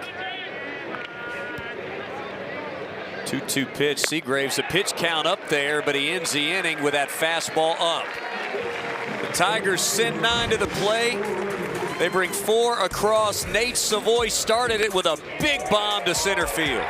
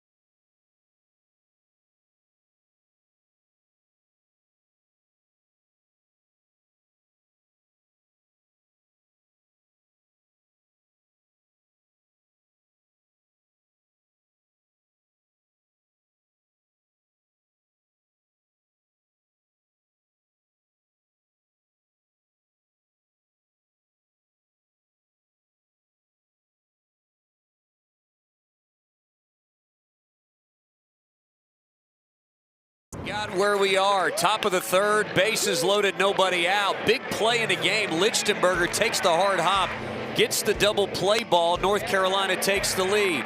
Jack Crichton, next half inning, double in the gap, kicked away, and we're tied again. But then in the fifth, Clemson separates with Nate Savoy, 435 off the batter's eye. Phenomenal swing there, and then it was just playing pepper. Tyler Lichtenberger, a single, beats the shift. It's a 2-run knock now through the right side for Jackson Moore. And Bobby Moe, this is how we got here. 5-1, the Clemson lead. DeCaro's out of the game. Aiden Canuck still throwing, and Clemson with a working margin for the first time in a while at home on a Friday night. I love the way you said it, plain pepper. And plain pepper with men in scoring position has been a huge factor for the Clemson offense today. Strikeouts, they're zeros. Put the ball in play and good things will happen. Of course, you're going to hit that rocket to center field to get it started. That's huge. But then get guys on base and make solid contact and good things will happen. And that's what the Clemson Tigers are doing tonight. Well, and you also create opportunities for the defense to make decisions. Correct. We talked about that with North Carolina. It's about applying pressure. And plain pepper was well said right there.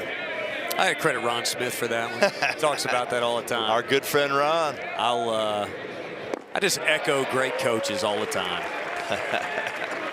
Making Winslow's down 0-2 to Canuck. He sat down 4 in a row. The only 1-2-3 inning traditional in the game was his top of the fifth against the top of the order.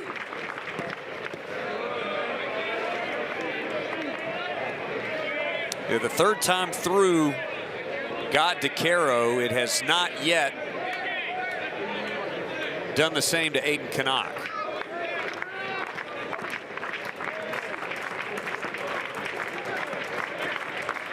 One-two to Winslow. That ball's ripped to left.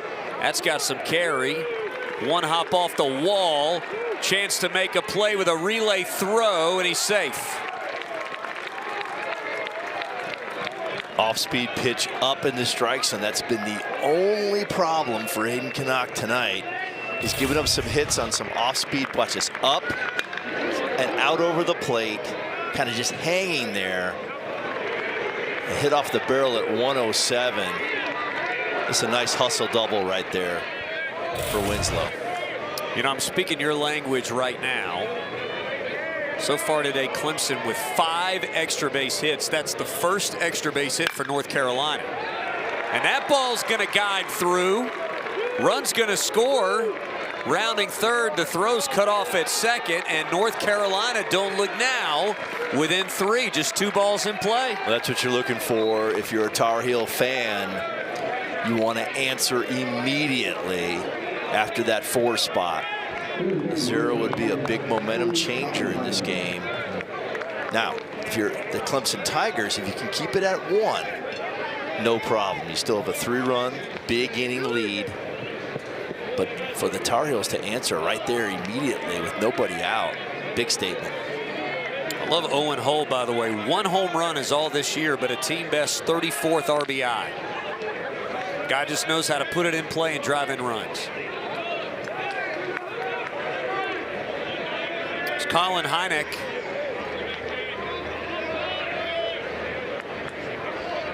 He has only seen 7 pitches today and has struck out twice.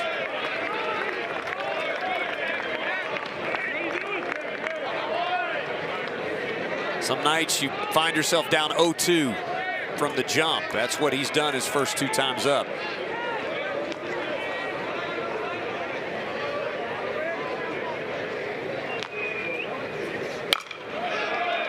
And another 0-2 hole.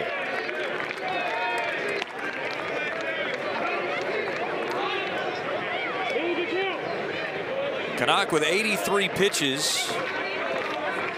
Last week he threw 95 and 5+ innings in a win over Stanford. It was his first win of the year. A high chopper foul.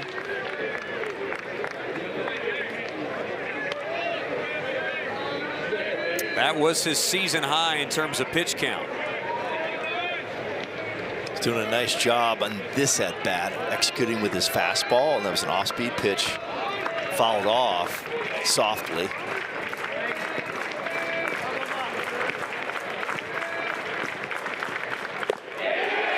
Didn't check in time. That's 8 strikeouts for Canuck. Third time Hynek's been a victim. Again, just mentioned it. Did a nice job with his fastball in this at bat. Another one right there, riding up in the strike zone. Difficult to hold up when you got that changeup in your back pocket. There's Tyler Howell, in the talented freshman corner outfielder. Singled his first time up. Struck out looking back in the 4th inning.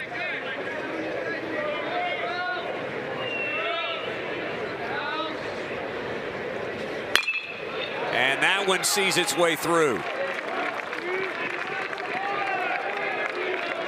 That's got to be an approach thing, because that's twice now in the inning. Backside against the shift on off-speed stuff from Canuck. On off-speed stuff. So he's sitting on an off-speed pitch saying, I'm going to stay back, and taking it that way. You're trying to get him to roll over and pull that baseball, and he's like, nope, not going to do that. So a little pressure on Canuck here. Tying runs at the plate here in the 6th. It's Nicholson, and he's hit by one. Changeup ran in.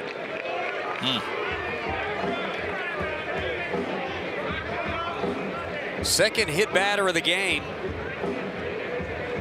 That's the 13th time that Nicholson's been hit. No stranger.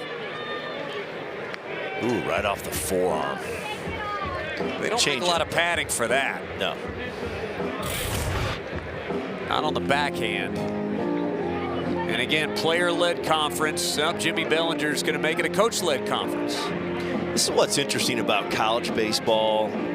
There's always going to be that adverse situation, right? The adversity, bases loaded. Think about the pitchers battling out of these jams, runners in scoring position. You know, you look at the box score afterwards, you're like, wow, you know, whoever, either DeCaro or, you know, Aiden Canuck, they threw so awesome or whatever. They didn't realize there was bases loaded, one out. He got out of that jam. He really rose to another level. That's what DeCaro has done all season long. Here's one of those situations right now. The game will pivot on this situation. Bases loaded, one out. What's going to happen? And Canuck has already dealt well with a bases loaded, nobody out situation in the 3rd. He dealt with 2 on, 1 out in the 2nd. Gave up the 1 run to Schaffner with the bases loaded on that ground ball double play we showed you just a little bit ago. Rom Kellis, the 5th, is up. As you see there, the Tar Heels have occupants at all 3 bases. Hull at 3rd, Howe at 2nd, and then Nicholson newly at 1st. And Hayden Simerson warming in the Clemson bullpen here as the pitch count reaches 90 for Canuck. They've gotten away with one right there. Followed it straight back on a 90-mile-per-hour fastball up and out over the plate.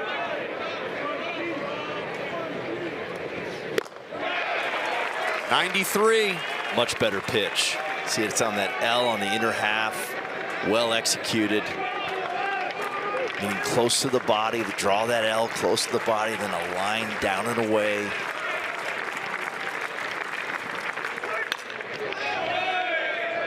A lot of ways to win this exchange. Ideally, you'd like to win it without giving up a run. Ball on the ground gives your infield a chance. He's gone hard 3 times. He's trying to go in all 3 times. Kind of left that one out over the plate.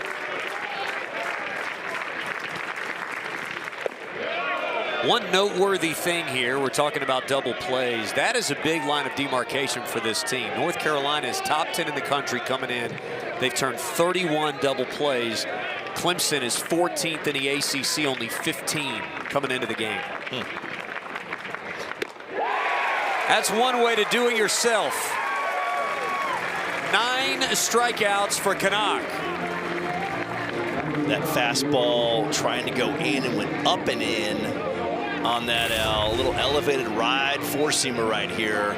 It's been a good pitch for him all night long. Watch it right here again.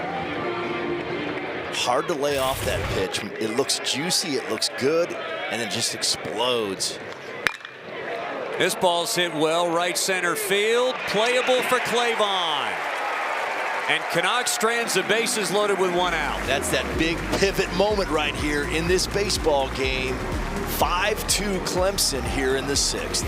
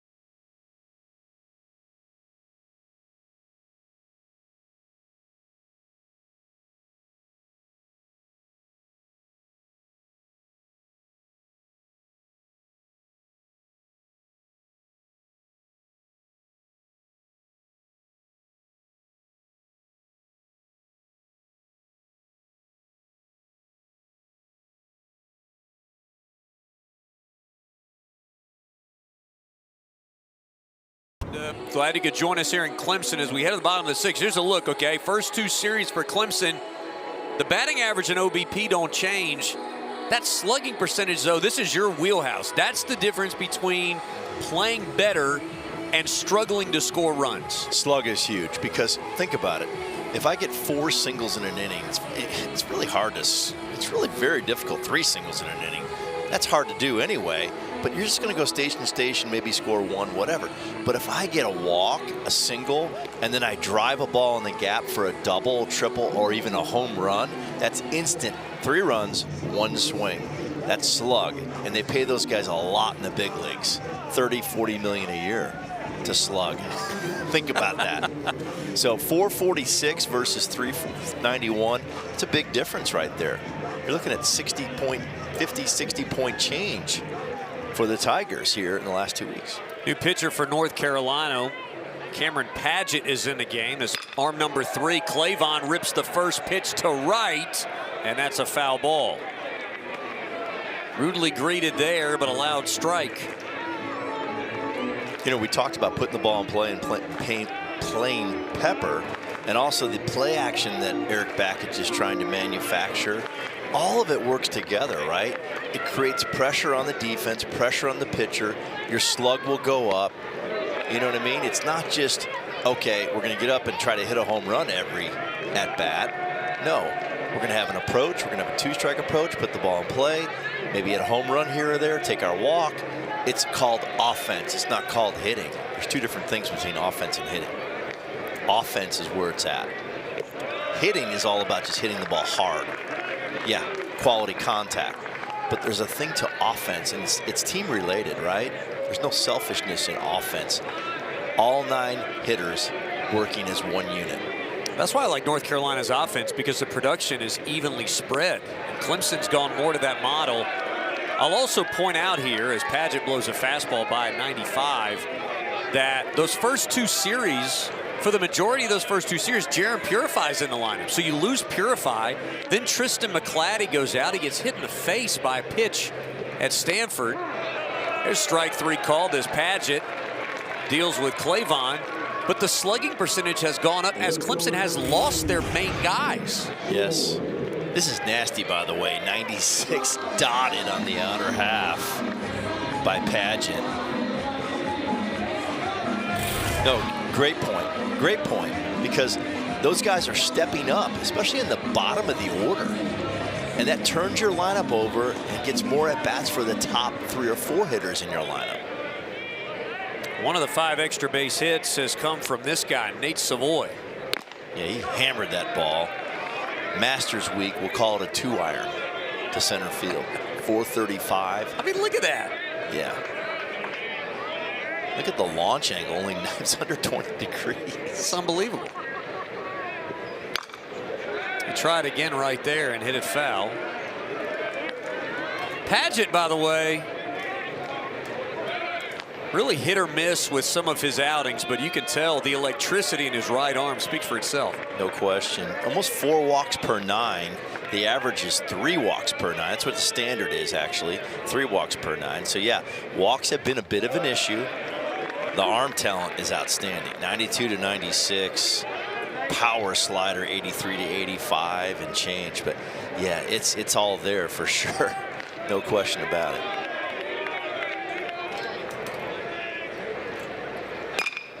Savoy through for a base hit. That guy can hit. He's impressed me. It was lightly tapped at 98. Yeah, he can hit. Swing it. He's been on base 4 times today. Single, walk, home run, single. It's a beautiful short swing. Just kind of stayed through an off-speed pitch into the 6 hole. You know, it's good to see this too for Clemson because Savoy, the Sunday game against Stanford, he had 3 hits, but coming into that game, he was sort of mired in a 1-for-23 slump. It was the first time in a Clemson uniform that he had really struggled. I mean, he was approaching 500 with runners in scoring position, just gaudy numbers. And some of that you have some natural regression, but he's now got 2 3-hit games in his last 3. Nice. And so you're back on the upswing.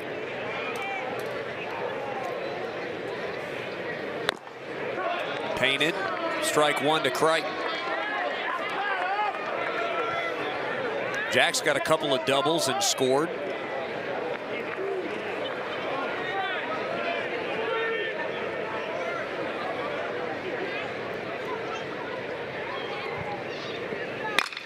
That ball's crushed. Left center field. Does Crichton have enough? He does! Jack Crichton's 2nd home run of the season. Jack Crichton showing some serious bat speed. Came in at 95, left the barrel at 103. Man, that ball's on the inner half. And he takes the barrel right to it. Watch it right here.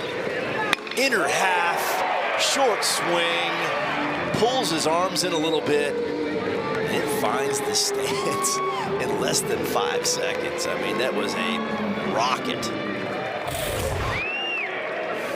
Jack Crichton coming into this season had hit 1 home run in 325 at-bats. And Jack Crichton, believe it or not, has all of a sudden found it. He's got 2 home runs in his last 3 games. Physically, he's not working on the field. We're keeping it on the field. Here we go. All right, so the pitch clock, they said, is not working, so they're going to keep it by hand. There we go. Crichton turned the lights out, apparently. That pitch was supposed to be down and away, and it ended up inner half black. And it was 95 miles an hour, and he just smoked it. That's another extra base hit, by the way. That's the 3rd for Crichton. Again, you put a guy with no home runs in the 3-hole. That's what Eric Bakich has done as he's tried to retool this lineup. And the guy all of a sudden accesses power that the fans here haven't seen in 3.5 years.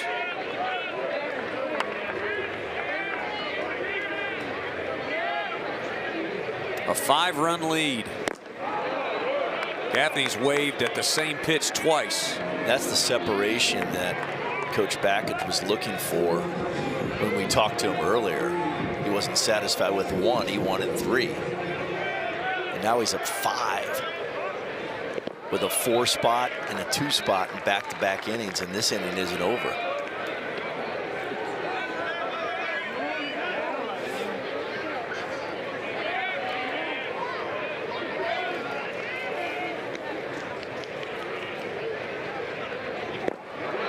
Gaffney waves at it. Just the 11th time he struck out this season. Good bounce back there for Padgett, his second K of the inning. It's a changeup. Right on right changeup down in the strike zone. It's a nasty pitch. Might be a splitty.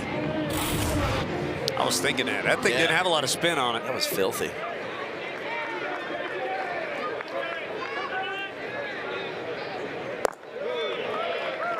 Jarrell stopped his hands. Jacob Jarrell has reached all 3 times. There's a look at it. Filling up the bingo card today.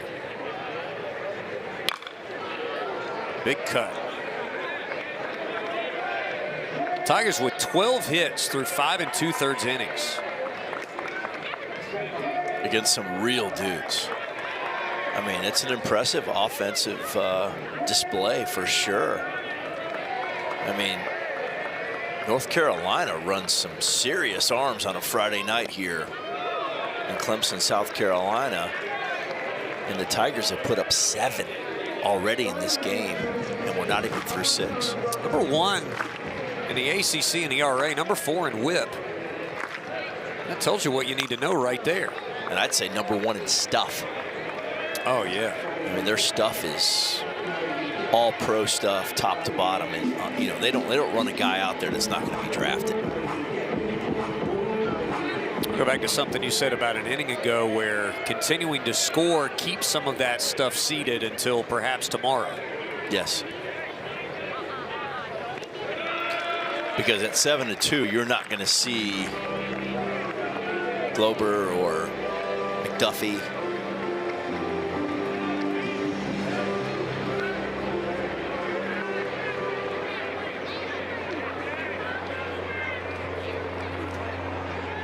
Padgett over 20 pitches in the inning.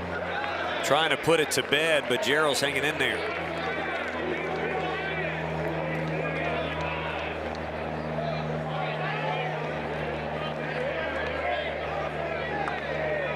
Five batters have approached the plate in the inning. Tyler Lichtenberger would be 6 if Jarrell could reach.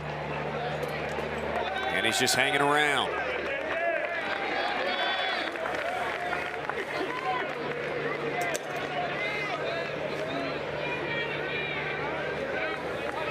You see long exchange. Clemson, they counted a quality at bat if you see 8 pitches, regardless what happens. Pitch clock's working. Technology. There we go. Easy fix. 2-out walk to Jarrell restarts things for Clemson offensively.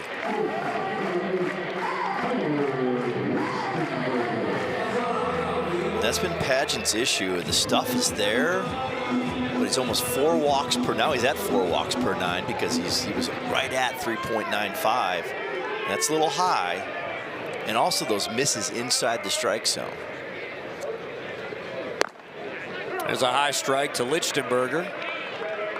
You know, there's 95 down and away, and then there's 95 kind of middle in. It's a totally different situation. Well, and it doesn't really matter how much it moves. If it's right down the middle at this level, yes, it's going to get hit. Especially up.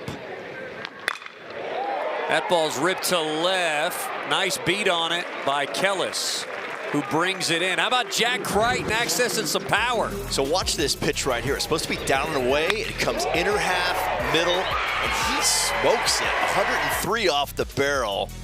Jack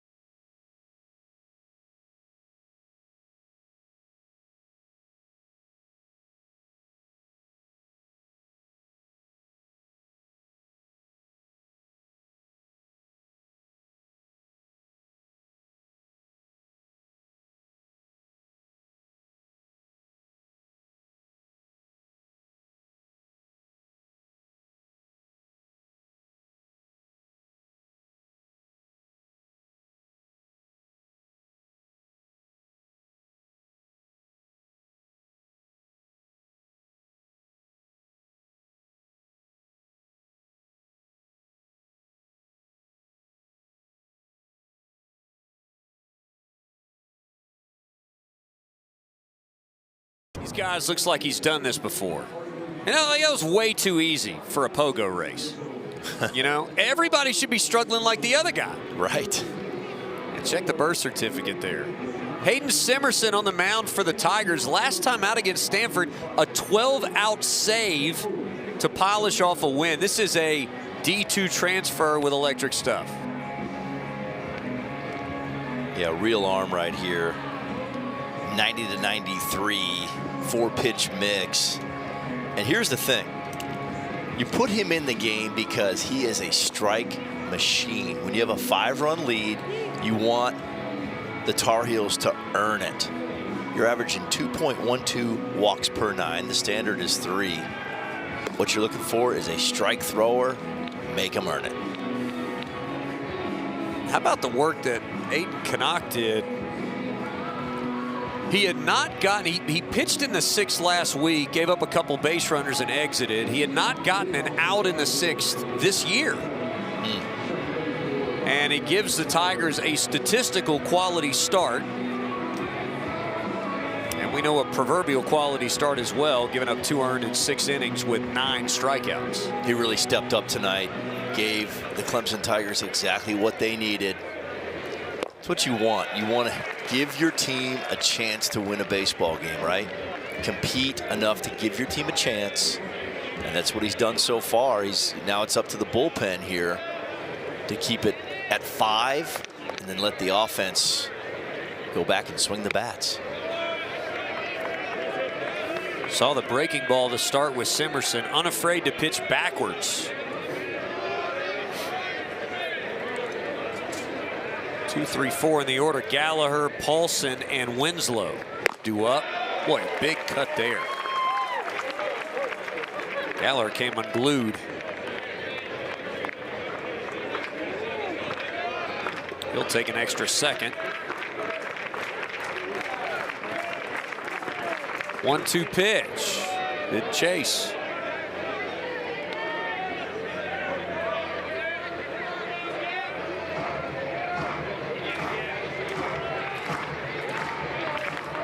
Simerson, we talked about 23 strikeouts in 17 innings, and there he misses again. Trying to elevate the fastball twice. Gallagher wanting no part of that.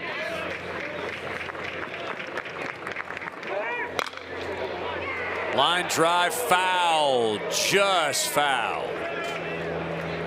That was very close.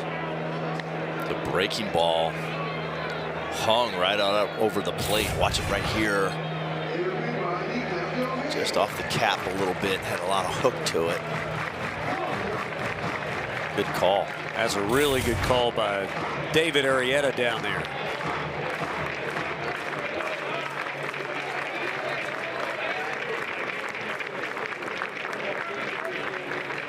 Another 3-2.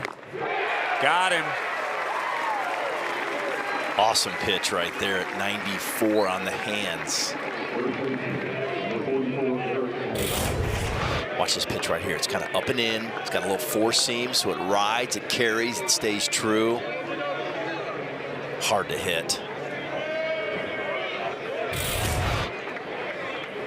Simerson has struck out multiple guys in 8 of his 10 previous appearances this season. Really strong stuff. It helps when you can strike out the first one. It's awesome when you can throw strikes at that level with that kind of stuff. What a luxury for the Tigers. I mean, 2 walks per 9, that's just elite. It's a full walk behind the standard of 3. There's an 0-2 pitch, line to left. Paulson delivers. He stayed back on a hanger. And that ball was up in the strike zone. We've seen that tonight. The off-speed pitches that have been elevated in the strike zone, both teams have done a nice job of serving those pitches through the middle of the field to the backside. A lot of good discipline, good 2-strike approaches. Where you're going to be in 2 strikes 50% of the time. You go through a whole season, you look at your stats at the end of the season, college season, you're going to be in 2 strikes around 50, 49, 51% of the time. So you better be good at it.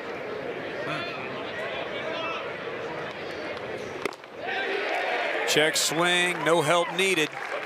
And you look at the best teams in the big leagues. Look at the Toronto Blue Jays, look at the Dodgers. They're really good with 2 strikes. Those teams that go to the World Series and win the World Series have done a great job in that season with 2 strikes. Just makes the pitcher work, makes the defense work, applies pressure, adds another pitch or 2 when they foul pitches off.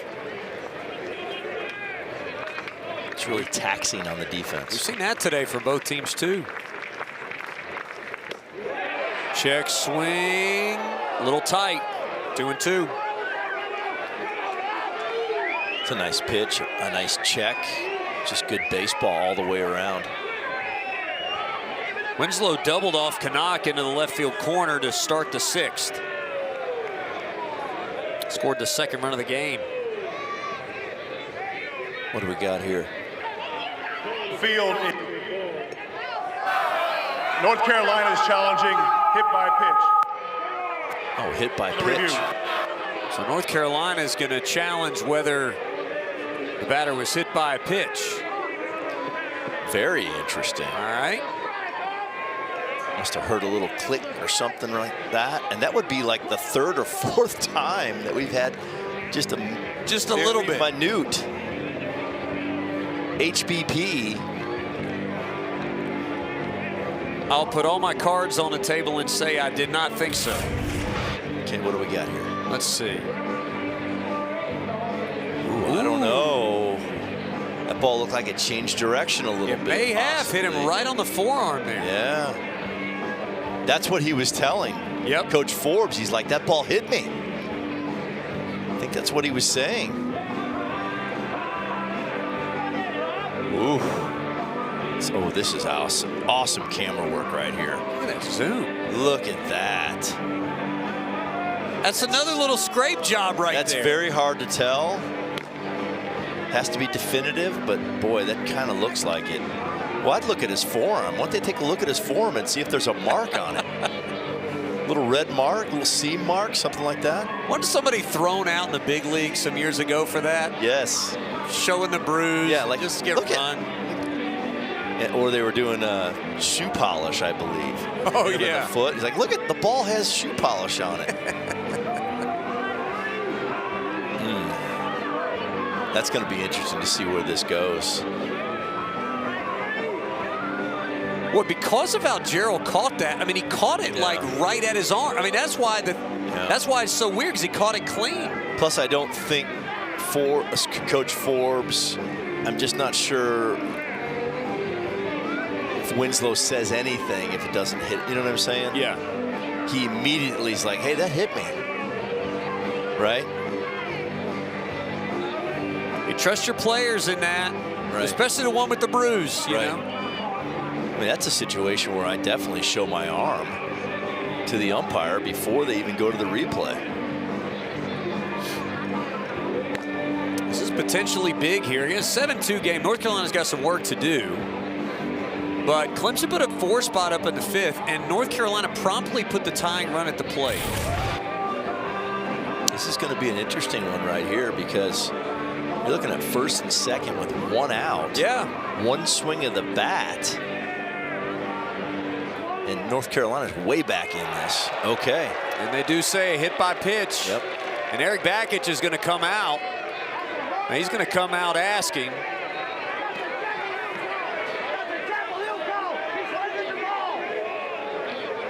A little discussion here.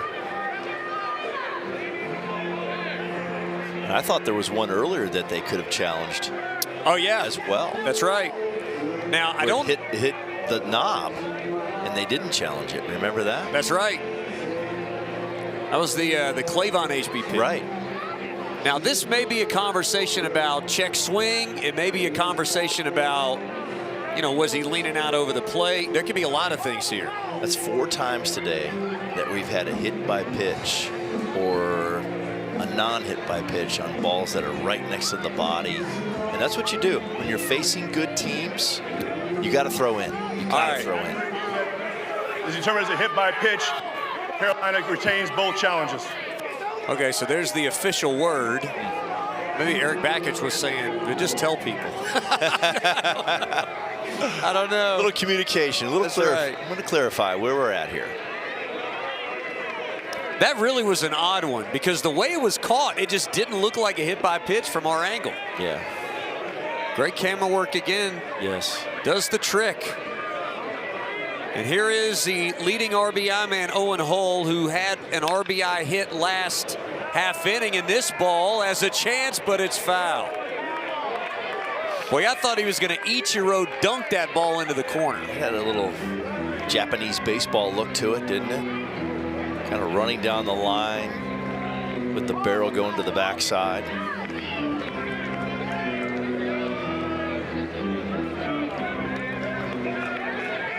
Traffic on the bases all day. Why should it be any different for Simerson?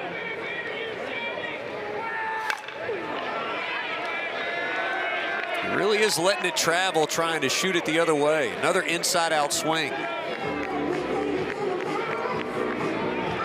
How about a 500 average with runners in scoring position? I would say that will work. You're talking about a good many plate appearances. Oh, ball in the dirt. He's down. Throw down to second. Not in time. A 3-pitch strikeout of Hull, which is the most shocking thing to me. But both runners will move up with 2 outs. That's a huge, huge strikeout for the Clemson Tigers. This chase down. That's a nasty off-speed pitch with a lot of depth. Now the Tar Heels move up 2 men into scoring position with 2 outs. It's another one of those pivotal moments here in the game. Coach Forbes would love to get 2 more runs here in this inning and close this game to 3. There's a block by Jarrell. We've seen a lot of good work behind the plate by Winslow tonight. Jarrell really hasn't had, you know, I don't want to minimize the job of a catcher back there, but he hasn't had to go above and beyond. It's a nice job right there on that pitch.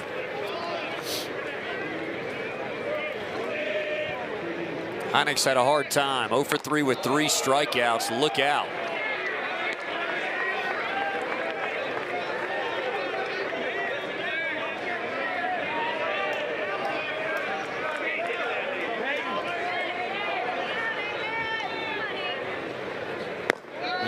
Way up high, gets away, but not far enough.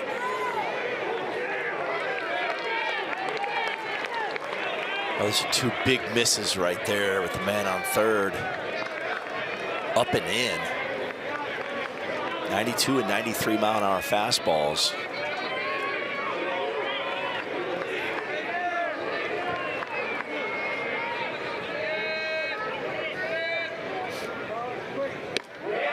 Oh, a 3-1 breaking ball.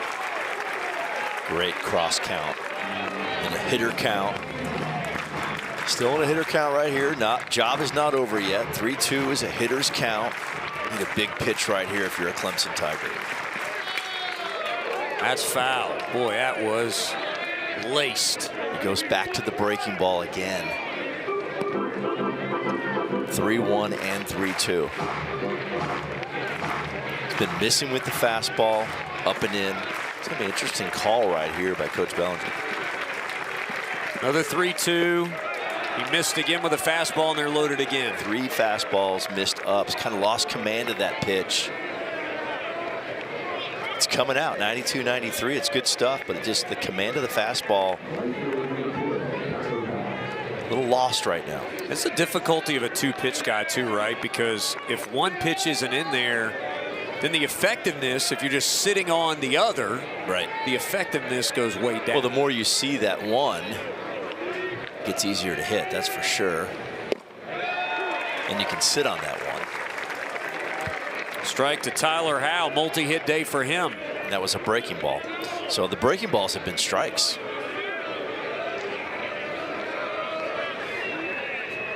Tying runs on deck. Again, North Carolina, every time Clemson scores, they just ratchet up that pressure. Right. Now, here's the crazy thing about this. He just threw a 93-mile-an-hour fastball for a strike, but it's against a left-handed hitter. It opens up that arm side a little bit. You feel a little more comfortable throwing it, and it frees you up to throw it for a strike. Ground ball. Nice pick by Dillard. And again, the Tar Heels strand the bases loaded. Exclusively on ESPN, 40-plus NCAA championships. Confetti rains. Nets are cut. Joy erupts. Hardware is hoisted. History happens here on ESPN, home of NCAA championships.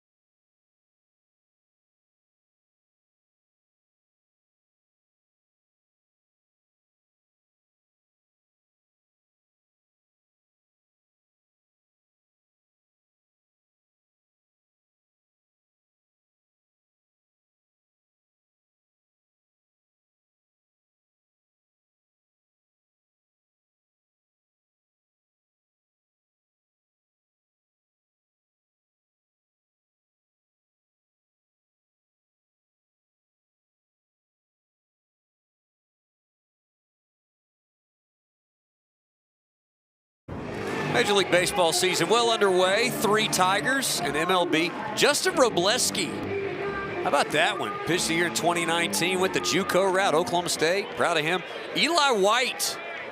A lot of locals cheer for him on a nightly basis. And then Bryce Teodosio made some hay last year with some catches at the wall and some nonsense. Got a little pop in his bat, too. His Angels are beating my Reds right now tonight, so I'm fairly upset with Bryce. First off, impressive pronunciation of those names. Those are not the easiest names to pronounce. It ain't the first time, partner. Those are ones you practice in the mirror. And then secondly, how about your... Ooh, look out. It's on 95 up and in. Wow. Secondly, how about your outstanding rookie on your Reds team this year? Al Stewart, baseman. Oh my goodness. Look at this pitch get away. 95 up and in. Whew. Man. Another graze, by the way. That one doesn't feel like a graze. That's a very good technical job of rolling with the pitch. You see a lot of guys try to get out of the way with their hands, like they just, boy, you got to roll with the pitch. Keep those hands protected, keep the face protected. That's fundamentally sound. And he got hit by the pitch, which, you know, a 90's a 90. A base hit, a walk. The Tigers would be glad to take it. Jackson Moore had a big 2-out, 2-run single in the 5th. Polished off a 4-run inning. By the way, going back to that Fultz AB, it doesn't go down that way, but that's as good as an 0-2 hit, giving it up. 0-2 hit by pitch is the same. No question. No question about that. Fultz running at first base, second time today. Moore in an 0-2 hole. Good throw over. It's off the foot of the umpire. Well, and that ball was a heat-seeking missile for the wall, too, and it just did hit the foot of first base umpire Chris Ward. That's a great kick save by Ward, our umpire right there. Watch it right here. Oh, man. You couldn't have scripted that. That was a drag and drop. That's a 2-base kick save right there because Fultz is standing on third base easily. A few weeks ago, Coastal Carolina was here. There was a pop-up at first base, and it was not played great, but first base umpire and Jack Crichton playing out there made contact. And I bring that up just to say it has been a really bad luck year for Clemson first base umpire interactions in this stadium. Nobody's a fan of any first base umpire coming in here right now. It happens. Trying to get a good look at it, trying to stay close to the bag, and you can see where he's set up right there in foul territory. Fultz, modest lead off of first. Another ball in the dirt. But Winslow's really good back there on BIDs, balls in the dirt. Well, splitty. Yeah. That's what he's throwing. He's throwing a split. Spin rate's under 1,000. This might be a fork ball. It's a really wide grip with the fingers.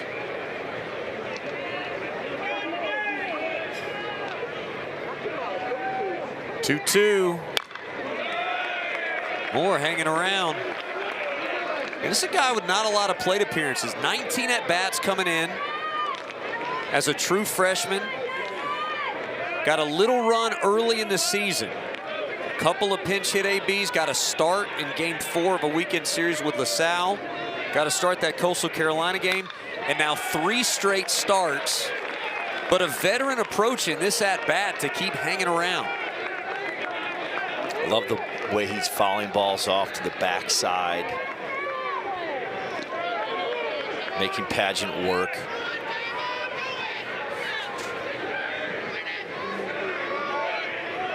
This is pitch number 8. High drive right field.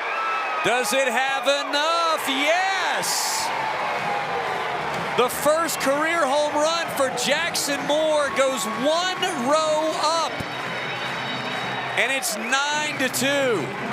That's the 2-strike hitting we've talked about earlier. Gets a 95-mile-per-hour fastball middle in and turns on it with 2 strikes. Impressive.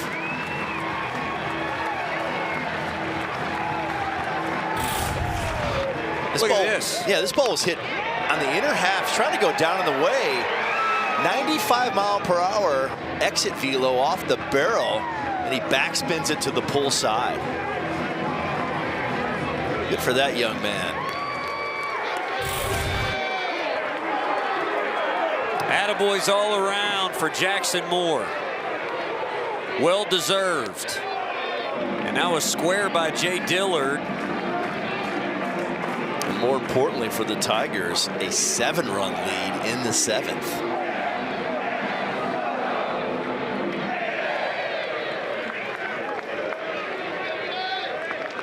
It's a great at-bat.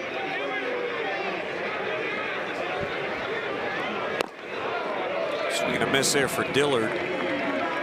The most impressive thing about that at-bat was he's fouling pitches off to the backside, and then he turns on it to the pull side. I mean, his approach was 2-strike approach, left center gap, and he turns on a 95-mile-an-hour fastball to the pull side. A quick whip. Yeah, that's good work right there. Talked about the importance of extra base hits. That's 7 for Clemson. And there's that slug we talked about that's improving as the season is going on. I'm just going to throw this out. This is going to be a lot of numbers real fast for you. Yeah. Extra base hits in ACC games for Clemson. 0-3-6, 0-4-0, 1-4-3, 1-4. And tonight? Then they had 8 at Stanford in the capper where they scored 12 runs. And tonight they have 7 so far. There you go, an 8 and a 7. That's 15 in their last 2 ACC games. And only 1 time with more than 4 in the prior 11 ACC There you go. games. That's a difference maker. Swing and a miss. Down goes Dillard. And that's slug, and slug wins, as you know. I've learned from someone. That's nasty. That's a split, yeah. Filthy. 3rd K for Pageant. 2nd inning of work. And that's going to do it for him. I mean, that's why OPS is so big in the big leagues. The OPS plus, OPS You look at defensive OPS, you look at offensive OPS, you look at what a pitcher allows OPS, what a hitter creates OPS. I mean, it's slug, average, it's what it's all about. New pitcher coming in the game for the Tar Heels. We'll tell you who it is in a moment.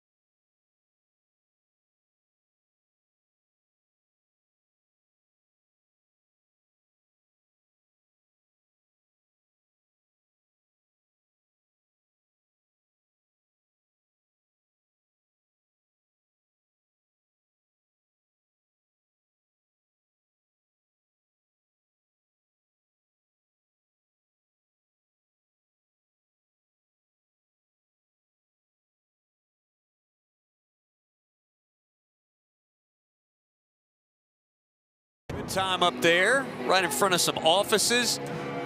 There was a woman that was sitting there, and I really am sad that she left because I was just going to call her the chaperone. They needed a chaperone up there, but she exited stage left. But some folks, there she is right there, chaperone. I love it. That's what I'm talking about right there. Some adult supervision necessary up there. It's a great group of folks. They show up every single game here.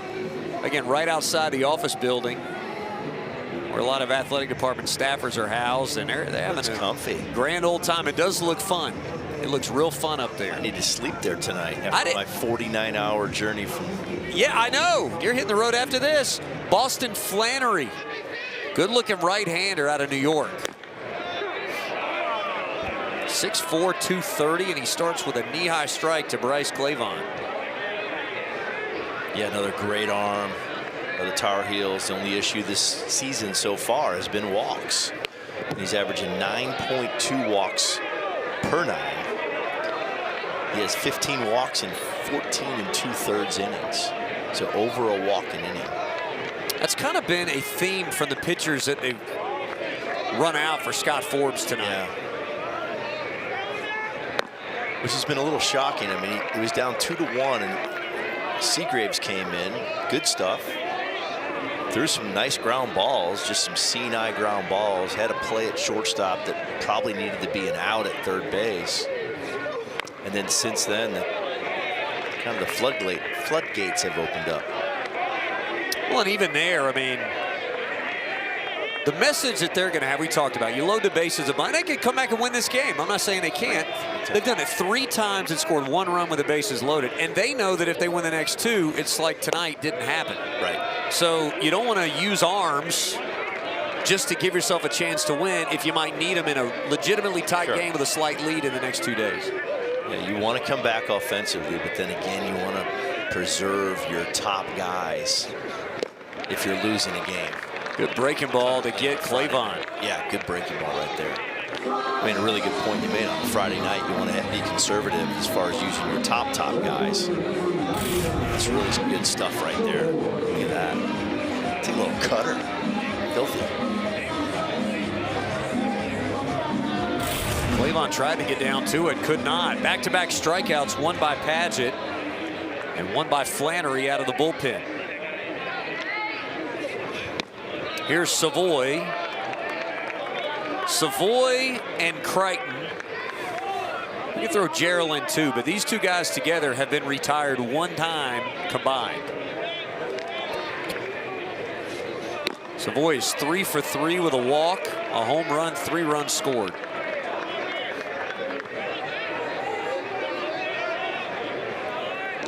You see 2 outside corner fastballs from Flannery.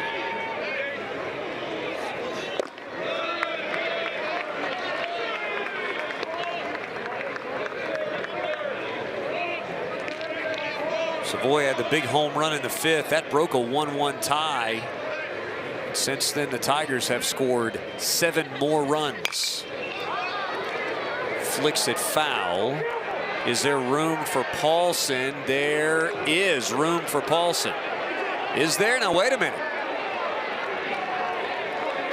They're coming together.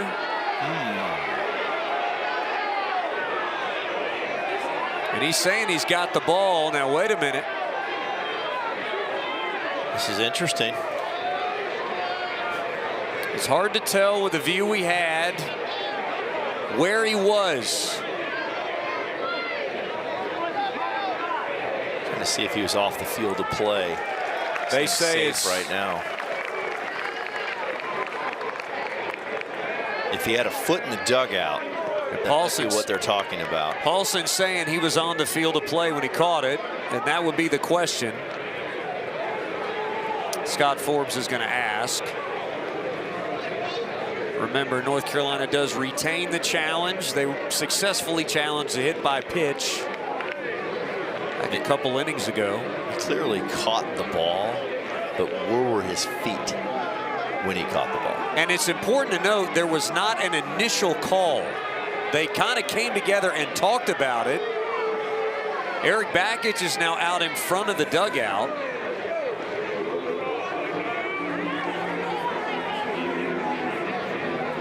Just in case he needs to have a chat with somebody.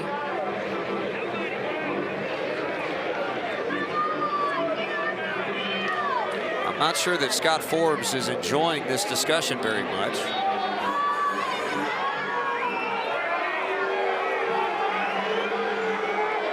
He's wondering. He caught the baseball. They're going to challenge it. It looks like, possibly. The call on the field is a drop ball in the dugout. Punt in fair territory. This call is under review. North Carolina's challenging. All right, so are they foul territory? Actually, so what he said, yeah, he said fair territory. What he meant was caught in the field of play and dropped. Is what. Those are the words that he said. I guess that's maybe what it is. And Paulson, for sure,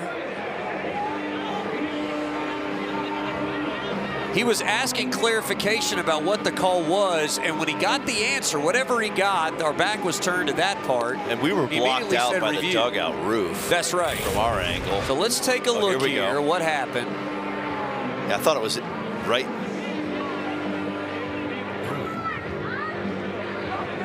Did he drop it? He falls in. No, he caught that. That's I think a catch. he caught it. Yeah, I think he caught That's it. a catch. And that's really all smart day dugout long. work by Clemson. I got to be honest. Yes. That's great dugout work to point at it and go, nope, he didn't catch it, but. And that's a great play. And neither umpire really was at an angle to see it. So there's your catch. His foot is on the field of play, then he steps into the dugout. That's a catch. Yeah, I think he caught that. That was absolutely really nicely done. I had a feeling that that gate to the dugout, that opening was right there where he was. By the way, if we can run that back one more time, I don't know if we can while the review's going on. Watch Drew Titsworth here. Just outside. Drew Titsworth barely moves. That's, I mean, that's just a grade A play. If some of the guys scattered, he did not. I didn't see him drop that. I don't They're think. looking to see right I don't now. think he dropped it. It does not look like he dropped it. Now watch where his foot is. He's got it in his glove, man. That's a heck of a play. Yeah, right there. Look at Titsworth right there. I mean, Titsworth, he barely turns his head. He doesn't move at all. Staying put. That's a great play. Oh, it's a heck of a play. Heck of a play. Great play. Great effort. Honestly, love the gamesmanship by Clemson dugout too. I mean, just kind of mellow, chilling. A for effort for everybody. Yeah. Look at my guy right. I can't tell who that is. Just olays him. Just olays it. Yeah, He's falling, and he just like, just keep falling, keep going. Up. I mean, that's a heck of a play. Stumbling up that step. Now, that's why I like the field level dugout, because, someone can seriously get hurt right there. Oh, yeah. At steps. It's a catch-22 because it does make it easier to determine whether they're in or out, whether they establish in or out, if there's a little bit of an up. But as you said, trying to track a ball can be a little bit tricky there. I'm saying catch right there for me. Well, that's what it looks like. No, we'll see what happens. Let's see what they say. May need the mic for this one. After review, the call is overturned to out. The ball is confirmed cut. That was the third out of the inning. And Coach Carolina retains both challenges. That's a phenomenal play by Paulson. Awesome. Awesome baseball play. Way to stay with that catch, young man.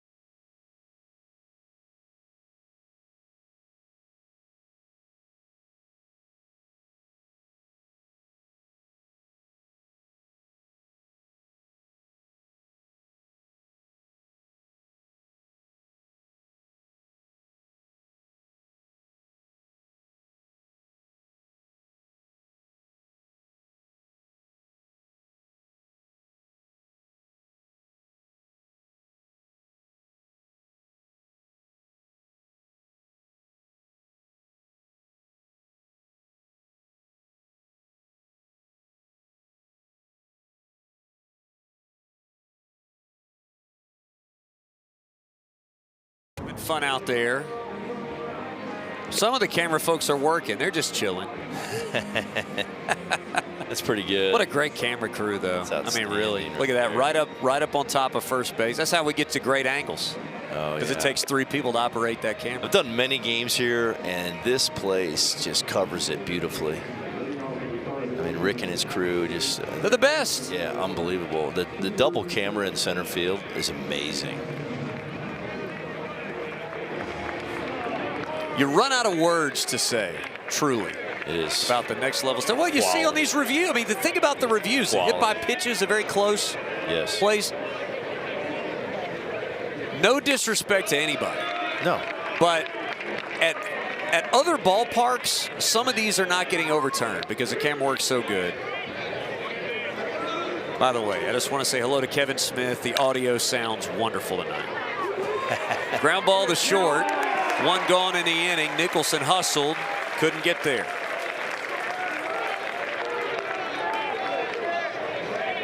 Two pitch out for Simerson. Told you Simerson had a 12-out save. Last time out against Stanford, he's got 4 outs here.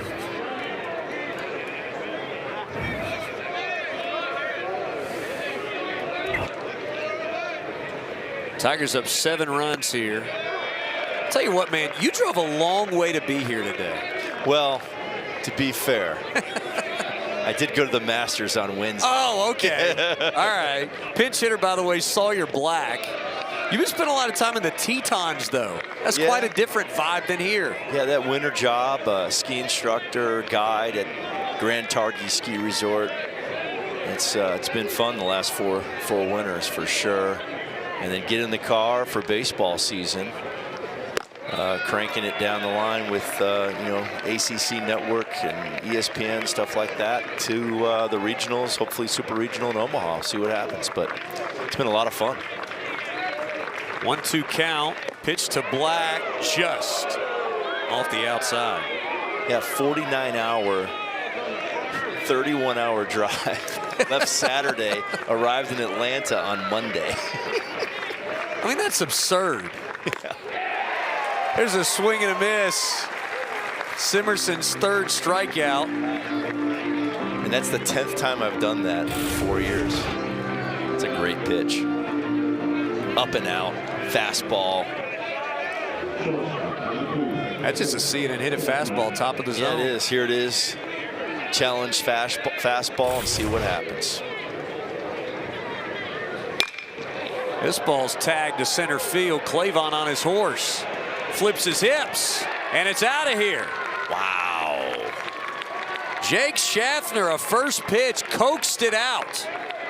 Wow, that's a challenge fastball, and Schaffner knew what to do with it.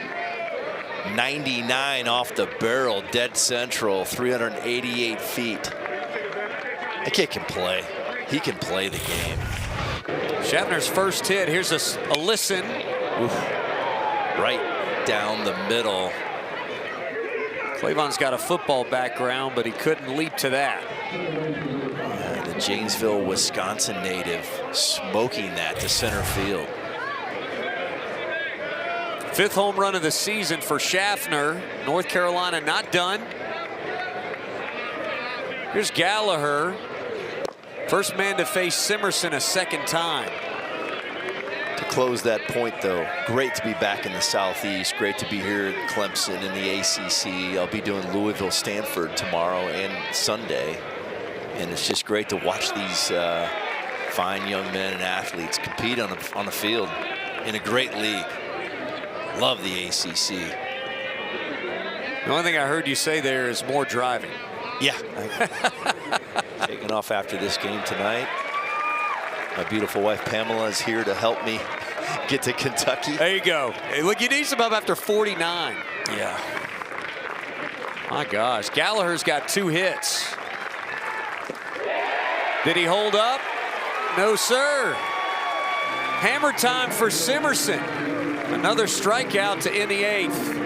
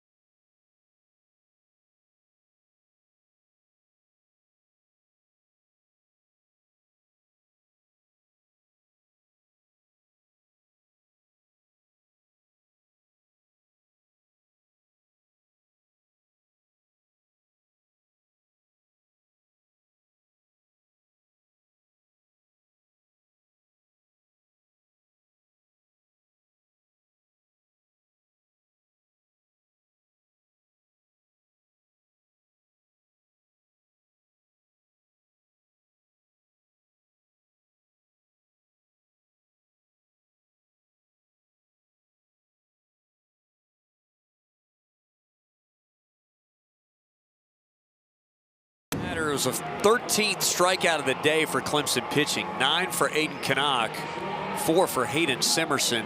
One of the major storylines of this game, BMO. Well, I think there's 3 storylines tonight. You've got the strikeouts. 13 is a big number, right? And then you've got the defensive kind of non-standard for the Tar Heels tonight. Had some good plays, the relay, stuff like that, but they've had some misplays that have led to runs, opened up the floodgates a little bit. And then the bases loaded 3 times and only scoring 1 run, leaving some men on base. So it's a 9-3 game, and easily this game could be like a 9-9 game or a 9-8 game if the Tar Heels come through with the bases loaded maybe 2 out of those 3 times. Oh, yeah. Well, I'll give you 2 more things, too, for Clemson. You got the 7 extra base hits, which are big, and then 3 2-out hits. Wow. For Clemson as well. Yeah. 2-strike hitting tonight. Huge. Really for both teams, yes, I would say. Big part of this. Well, the lack of 2-strike hitting for the Tar Heels. Oh, yeah. Strikeouts. True. And then 2-strike hitting by the Tigers. Here's Jake Kakovic. See the numbers on him. He starts with a breaking ball off the plate. 5th pitcher of the day.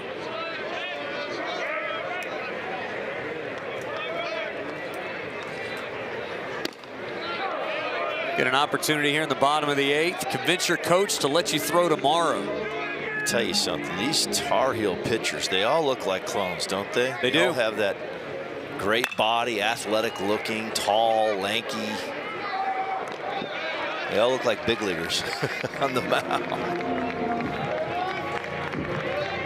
It's a tradition in North Carolina. Oh, yeah. Done it that way a long time. They've had some good ones, that's for sure. Kakovic gets a 3-pitch out against Jack Crichton. Luke Gaffney is technically 1 for 3, but he's reached base 3 times and scored. He had a chance at an RBI, and this is what we talked about.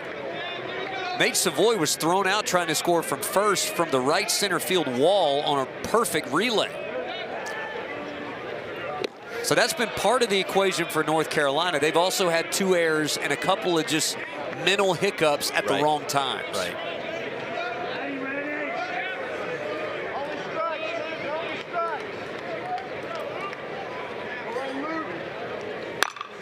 Luke Gaffney, right center field. Outfielders converge. It's Howe who catches it.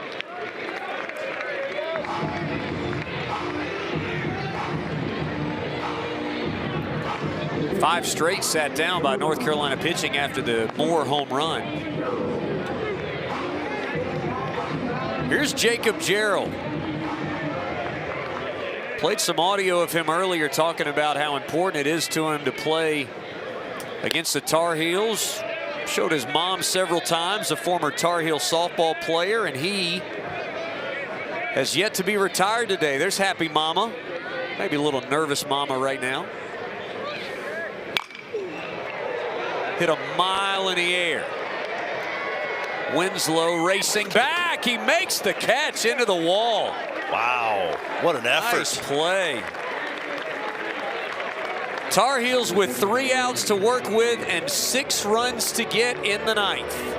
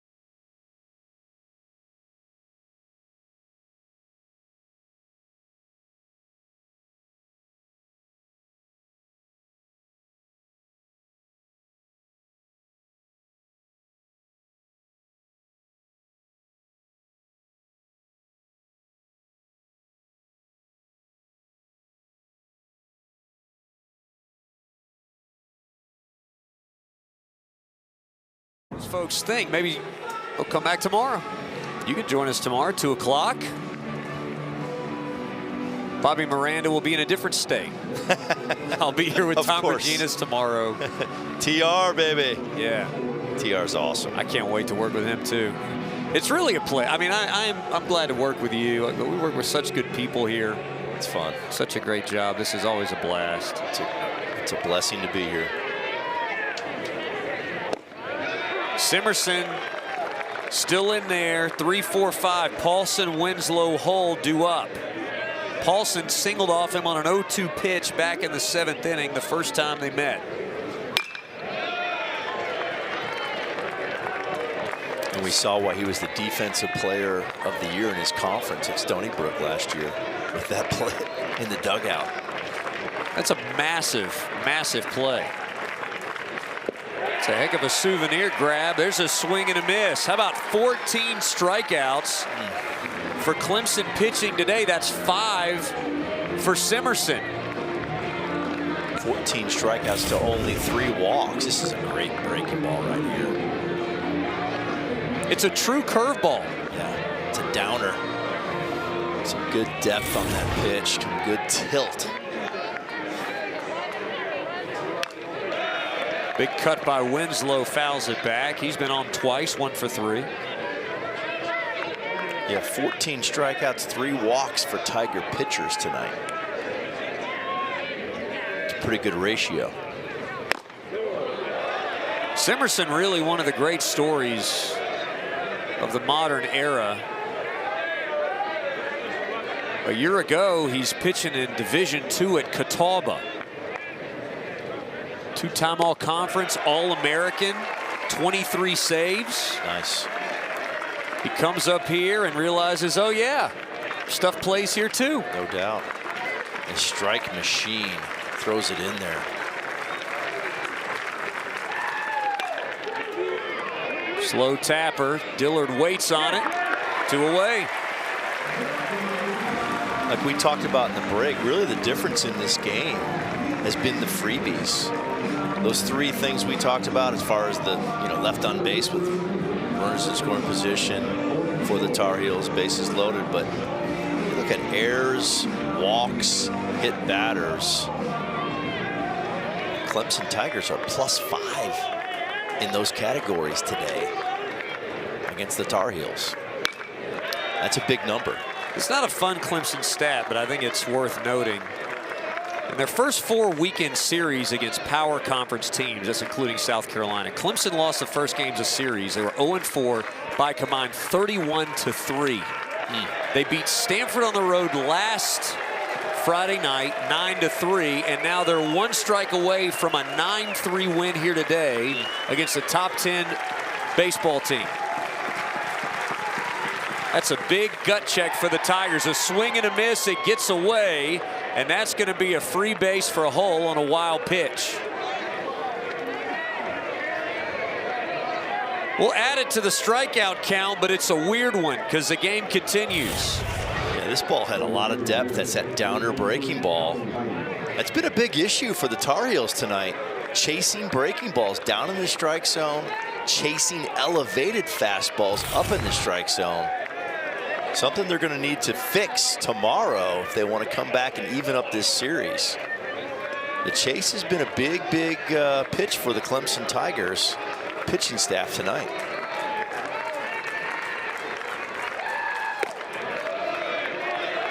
Good take upstairs for Heineck. 2 of the 3 true outcomes at play for Heineck. He's 0 for 3 with a walk and 3 strikeouts today.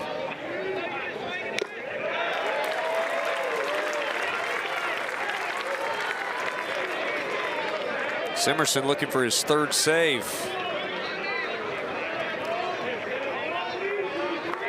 Had one against the College of Charleston back on March the 17th. This ball's crushed. Center field, does it have enough? Clavon's back, he leaps, and it is gone. That's the 3rd of the 3 true outcomes for Heineck. A 2-run shot, and we ain't done. We've had 3 home runs hit, all to center field tonight. Think about that. That one 103 off the barrel. 385 feet to dead central. Good looking swing. Watch it right here. This ball's center cut, up in the strike zone. Good short stroke again to center field. Clavon might want that one back. I think he thinks he could have gotten to that one. Well, we got that little elevated, warning track out there. You got to really time your steps or it will gobble you up. It can help you catch some of those balls too. Yeah, the ball does. One of the things that people talk about is how stands in there, a 1-1 count. is that when you're running up, like the ball gets to you double time, so it changes your angle. That's right. If you're not used to it, it'll gobble you up. Once again, the Tigers a strike away from a series lead against the number 6 team in the country. The crowd rises. Check swing. Yes, he went, and that's all. Fittingly, a strikeout for Simerson. That is 16 strikeouts in the game for the Tigers. One of many storylines in a 9-5 win. Yes, he did. That ball, the barrel crossed in front of the plate. And that is a strikeout. That's a big win for Clemson. Some things on the table for the Tar Heels. It sets up a great one tomorrow. It's a statement win for the Tar Heels versus the number 6 team in the country. It's an outstanding club right there that Coach Forbes and his staff have put together, and a huge, huge statement win for the Clemson Tigers in the ACC. Yeah, Tigers now 5-8 inside the league. Tar Heels fall to 11-5 in the league, and we'll do it again tomorrow at 2 o'clock. Rick Bagby, our director, Kurt Sutton, our producer. This great team here in Clemson, we thank you. For Bobby Miranda, I'm William Qualkenbush saying so long. We thank you for joining us tonight. We'll see you tomorrow for more on ACC Network Extra.